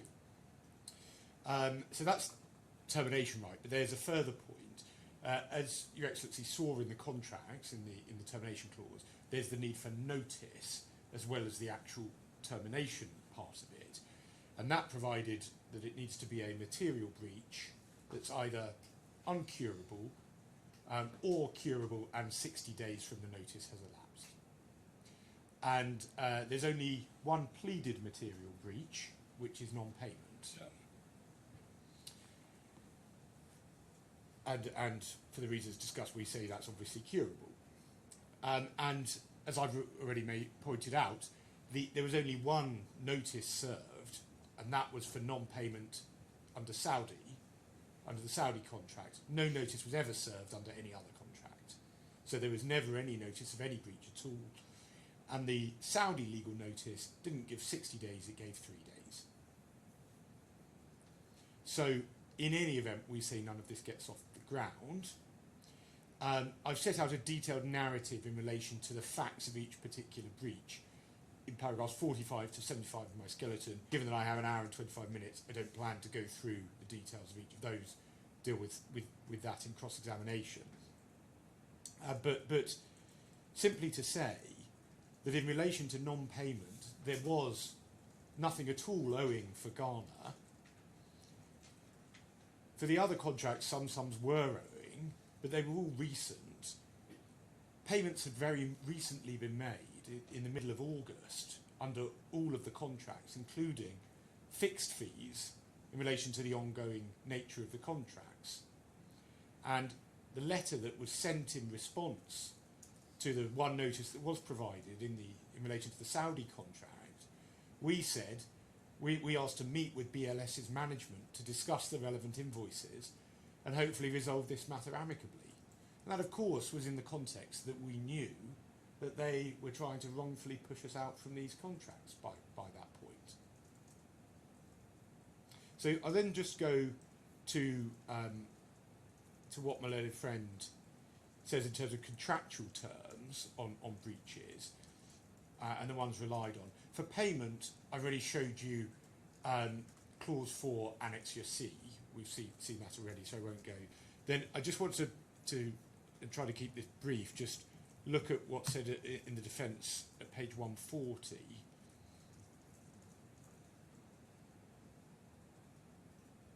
Can you just help me on one point? Yes, The termination clause, yes, the contract lasts until the expiry of the underlying ministry contract. yes. That's my learned friend's. Well, that's what it says in the clause, roughly. It says that the contract between for the provision of visa services, yes. Okay, is that different from the underlying ministry contract? Well, where the difference Sorry, is are between you picking points of precision, or is there a substantive point? Sorry, well perhaps I'll let you actually ask the question. And I can. If you turn up the clause, where do I find the clause? So we can see one example at 2300 is the start of the Saudi contract in the clause at 2302. Page. 2302.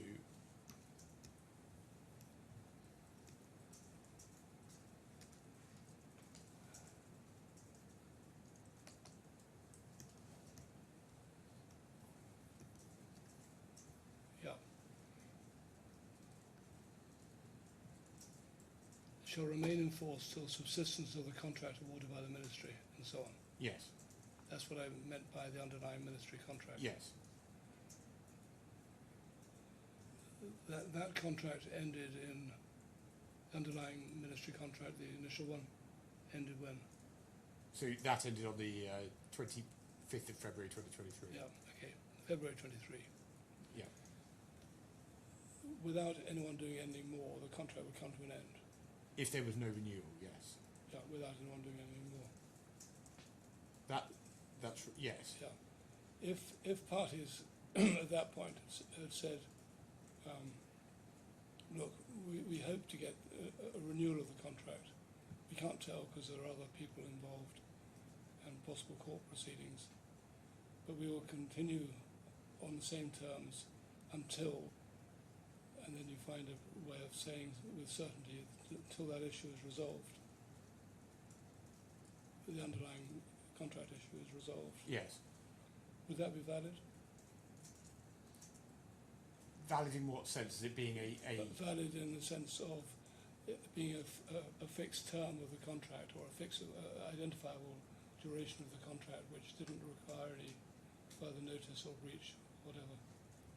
well, it would need to. There would need to been an agreement for an automatic expiry of the Yeah. contract. If it said, now the underlying contract has expired, the ministry contract has expired, we're hoping to get another one. We'll carry on the same terms until such and such position is clarified. And it will automatically expire. Yeah. If it said it in those terms, then there may have been an agreement that it be a fixed term. But of course, I mean, that's not Maloney Fred's case. No, I know. It's almost this case, but not quite. Well, I would say it's quite different. He Okay. accepts that it But was leave aside ongoing. whether it's his case or not. It's my case for the moment, just for asking a question. Yes. I'm trying to understand the law. If it was set out expressly, yes. I mean, it couldn't be done by conduct, or if it was spelt out in a written Why contract. couldn't it be by conduct if the conduct was clear enough? Because it would need to be. I mean, I'm sorry, I don't want to speak without having fully thought about this point. No, come back to it sometime. I might come back to that. Yeah. I only say that simply because it's not an issue. So there hasn't been much focus on Yeah. that Okay. possibility. So if I may, I'll think about that and come back further on that. So.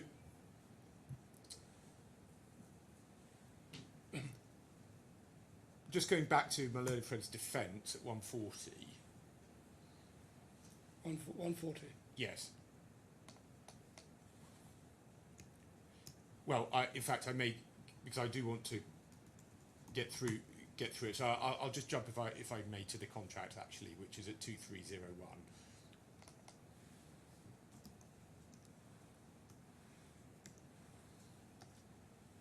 Yeah. And essentially, what's said is we're in breach of the service level requirements. You can see this at clause 3.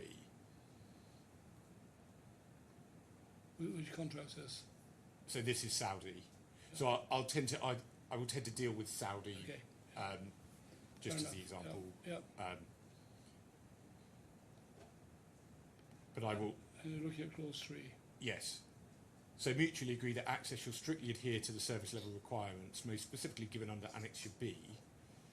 Access should be liable to compensate for any loss or damage incurred due to non-compliance or inadequate compliance. Yeah. So,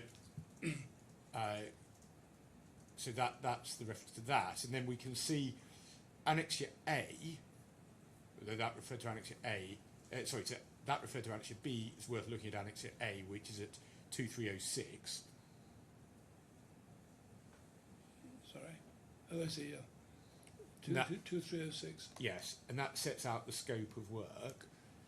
So for BLS, it provides that it provides the technical solutions, the application softwares, all technical know-how, including but not limited to website support, biometric solutions, billing solutions, information security solutions, Yeah.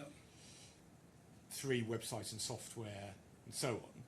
And then we get to what it says about access. Paragraph 3 can see that the capital contribution will be borne by access.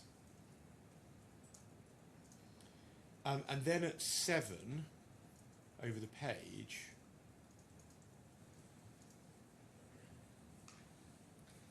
it says that access shall ensure timely and continuous compliance of service level requirements as given under Annexure B. And then we can see Annexure B, which sets out the relevant service level requirements at 2308.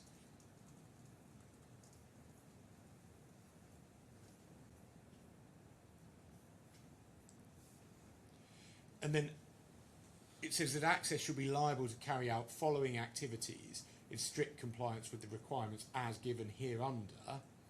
Mm-hmm. So the first one is to do with facial photography and fingerprinting. Second one is transferring forms to the mission. Then at 3, the list of employees, and we do say that we rely on this because we say this sets out what the obligation is in relation to staff. So need a list of them, no criminal record. Access shall also ensure to replace the staff that does not meet the requirement for satisfactorily providing service or confidentiality of data or satisfactorily treatment of applicants. So this sets out that if a member of staff breaches confidentiality requirements, we have to replace them. And then it says we have to ensure adequate training of staff employed in the visa application centres. And we rely on this because in relation to the Tehran data breach, which we accept the incident happened, essentially someone being negligent there, one of the members of staff, and we say we did everything that would be required of this. It's not said that we didn't train the staff and we terminated him. And similarly with some of the breaches that are alleged in relation to Saudi. Then point 4 sets out compliance with social and labour laws. Point 5 is about security. So have to provide sufficient security provisions, including at least one security employee, to ensure the security of the data captured and visa application centres. And then we have to, Access needs to notify of any security breach or any complaint regarding the improper use of data and shall coordinate with the consulate to find a solution and rapidly offer explanations to the applicants that submit complaints. So again, in relation to the kinds of matters where non-material breaches are alleged, we say that 5 sets out the specific obligation in relation to this. 6 is then about installation of equipment. And then 7 is where there's a point of difference between us, which my learned friend relies on. He says that where it says Access shall ensure all terms of SLR in compliance with the RFP as per the direction of BLS. He says... What is the SLR and what's the RFP? So SLR is service level requirements. Yeah. That's the heading of Annexure B. And RFP is request for procurement, which would be the original request for procurement set out by the Spanish ministry. Yeah. And he says what that means is that actually, if there is in any respect, and the RFP is a very, very long document, if in any respect anything is not done, strictly in accordance with the RFP, even if it's something we wouldn't have control over actually, he says then that is a breach. And we say that's not what this clause means. It's simply explaining that the SLRs that apply to us are those that are set out in detail in this clause, and then it's saying that we have to do these in any way specifically specified to us by BLS, and it has to be a particular issue in relation to our obligations as set out in those points, whereas they take it as saying literally anything, doesn't matter if we've mentioned it to you or not, you have to do all of it. And so that's a dispute between us on what that means. And then finally, to show you at page 2304, this is about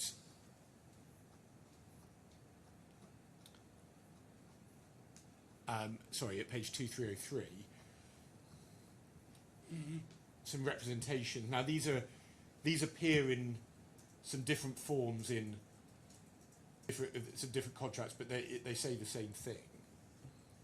They're just kind of put in different places. So I'm not sure anything turns on that. But my own friend relies on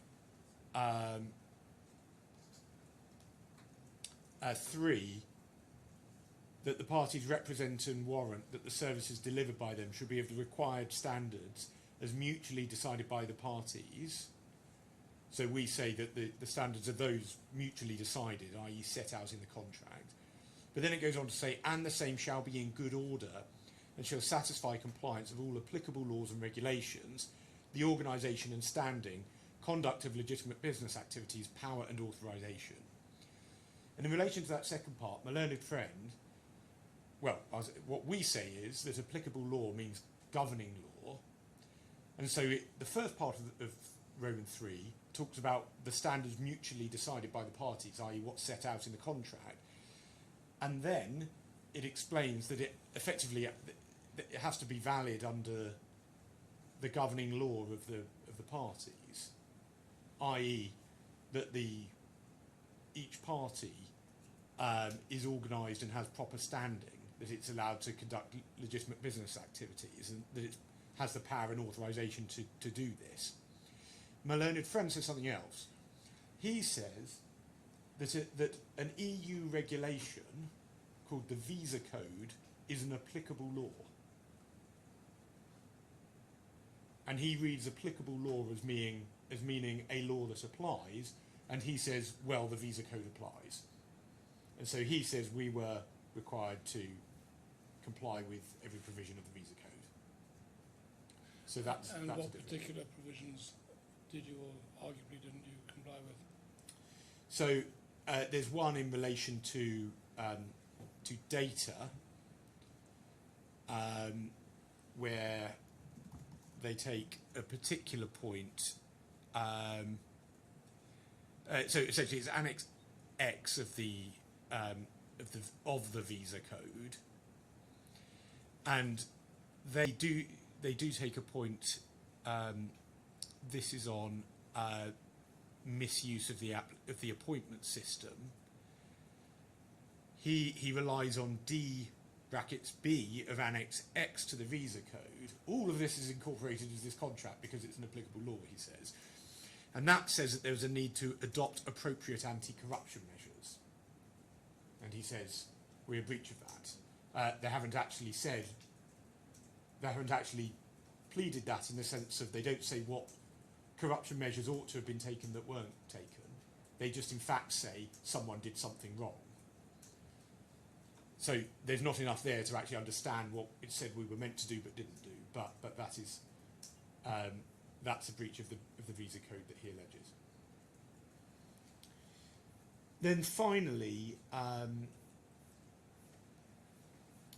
Maloney takes a point in relation to the 6-month period in the contracts, where he says I should be limited to loss over 6 months because there was not in the Iran contracts, but in the you're on contract, but in the other contracts, he says that there can be a termination for convenience, but we don't accept that for a number of reasons. Firstly, we say that on any view there needed to be an application to court.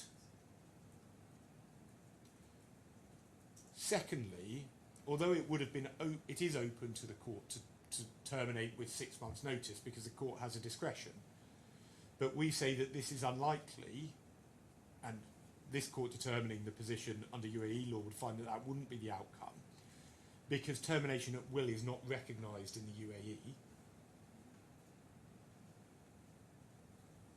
But in any event, under UAE law, if there were such a termination, we would be entitled to loss of profits in any event for the expected period of the contract, i.e. to the end of the renewed ministry contract. But there's also a bigger problem with his 6-month point in my submission, which is this. My learned friend has mixed up the two bases of terminating a contract. So as I said before, in England or Scotland, the contract is terminated, but the question is, well, was it valid when you tried to do so? So the typical English or, I believe, Scottish analysis is that... I wouldn't assume any about Scottish law. I'm not assuming too much. not my expertise, fortunately or unfortunately. But in an English case, if someone is in repudiatory breach, but they could have terminated at 6 months' notice, then the losses would be limited to that, because it said, well, they would have done that.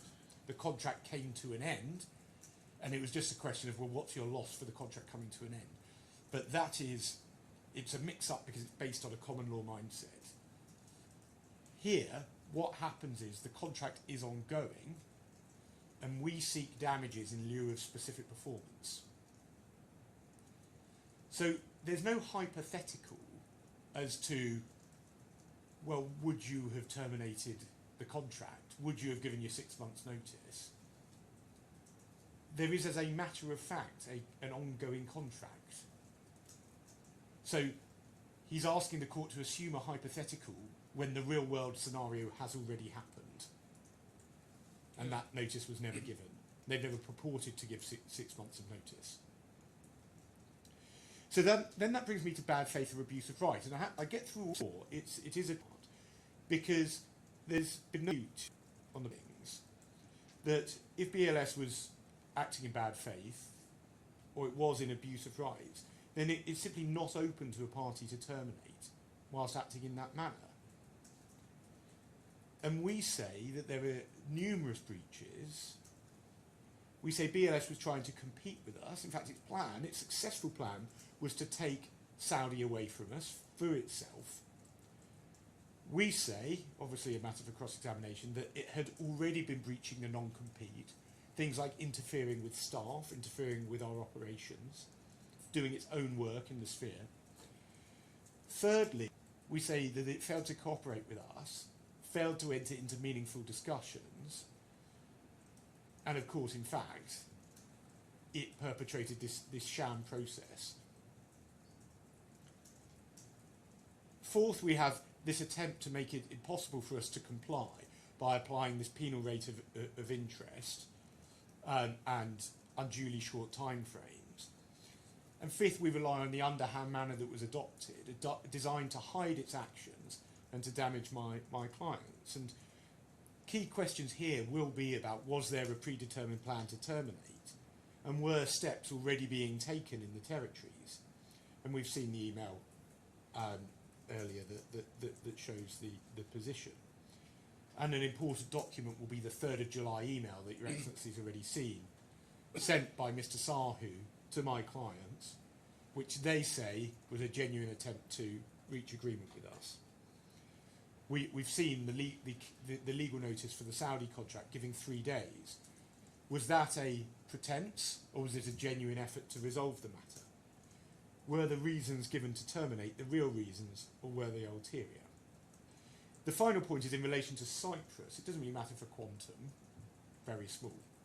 But it's just to note that there's no dispute now that the Cyprus contract was specifically extended to last until the 1st of June 2024. So on the Cyprus contract, good faith, bad faith doesn't arise because it's English law. But it's just to point out that on that contract, on any view, it was extant. And so we say, as a matter of analysis anyway, no entitlement to terminate, because the only breach, they say, was that we owed them €540. But in any event, and in any event not good enough, but it also shows, it shines a light on what was going on, which was that they were perfectly happy to terminate for better or for worse. Just pick up, just to show you the purported termination letter for the 4 main contracts. We can see that at 3903. Sorry, starting at 3902.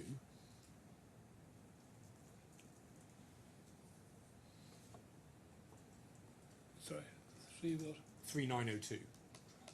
Trial bundle.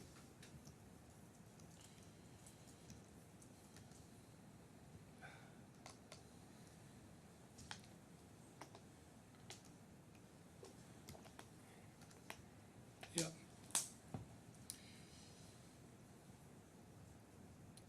And it refers to the various contracts that were originally entered into in 2016 and 2017 at paragraph 4. Over the page at 3903, paragraph 5, it says there's a breach of clause 4 in relation to payment. Paragraph 7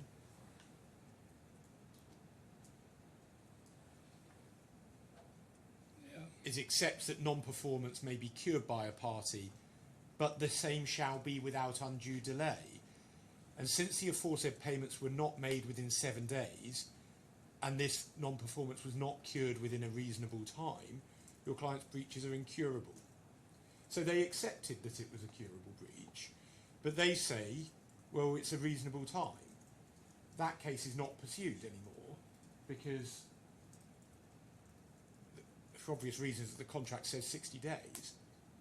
They weren't saying it was incurable at the time. What they instead say at 9 is that my clients evinced an intention to resolve from fulfilling their contractual obligations.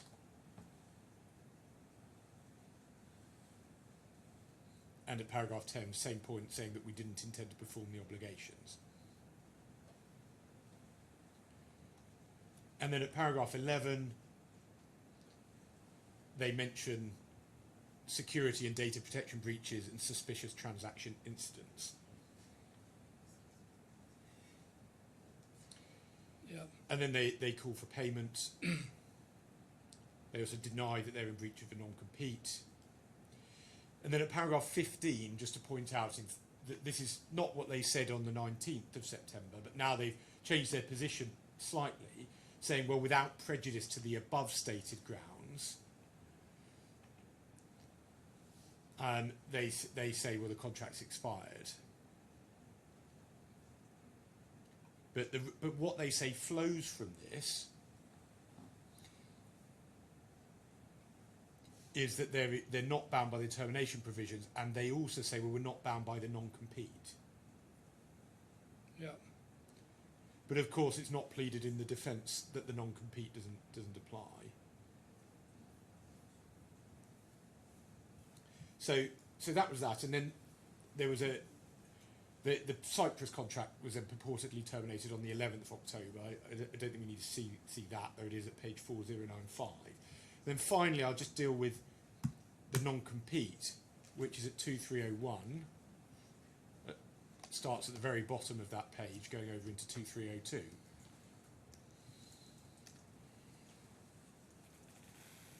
Yeah. The parties undertake that they shall not, either personally or through an agent or other person, or otherwise in any other manner, directly or indirectly, be concerned in any business, directly or indirectly, which competes or may compete with each other's business, during the terms of the MOU and for a period of 2 years thereafter. So my learned friend says a few points. He says, well, the clause doesn't survive. We can go to page 2304, still in this contract.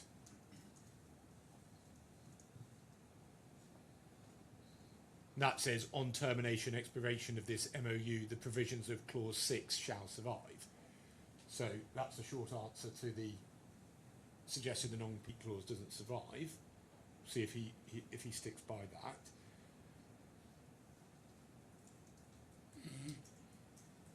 And there's not much else said. One of the points is it says, well, it's too wide because we could stop them from operating under the Spanish contracts. But the answer to that is that there's a good faith obligation. And as happened with South Africa, we have to reach a reasonable agreement with them if they come to us and make a reasonable offer to waive the non-compete. We couldn't hold them to ransom in that sense. We couldn't say we're going to try and destroy your business if you don't. We're entitled to ask for a reasonable amount of money to buy us out of the non-compete. So it wouldn't have the effect that they say. But even if they were right about that, none of those points would apply to Saudi. In Saudi, they are doing it for themselves. It's sort of 101 of what happens when you are the subcontractor, is that obviously you can't let the head contractor you can't put in the investment, do all the work, and they just come and nick it off you. It's absolutely 101 of why you want and need protection. But that's exactly what's happened here. So on any view, I don't accept that they're right on that other point, but even if they were right on it about where they impose other subcontractors, it can't possibly be an answer to a scenario where they have taken it for themselves. Because on that hypothesis, they could have got another subcontractor. We're not even stopping them from doing the contract. But on any view, they can't take it for themselves. And there's apart from saying, well, it doesn't survive, there's not really much else said about it. It said, well, we don't have the same business as you because we do some other things. That the BLS business has other things. But that isn't what the clause says. The clause says, in any manner, directly or indirectly competing or may compete with each other's business. It doesn't say that we have to have the same business. But in any event, of course, it is the same business. We were undertaking all of the tasks that we were required to do in relation to the VACs, the Visa Application Centres, in Saudi. That business is now being undertaken by BLS because it is doing all of it, because it took that off of us.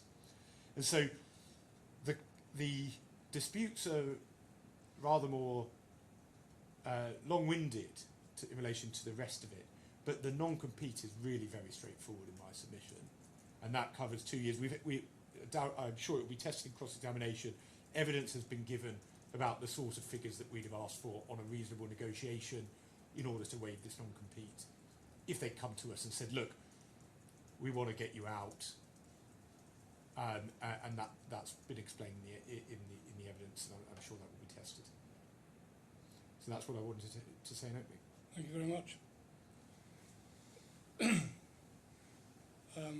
That concludes for today. How long are you going to be in opening? I'm going to keep it as brief as I can, 25 minutes, 30 minutes. Yep, that's fine. And then we'll go on to the witnesses. Yes.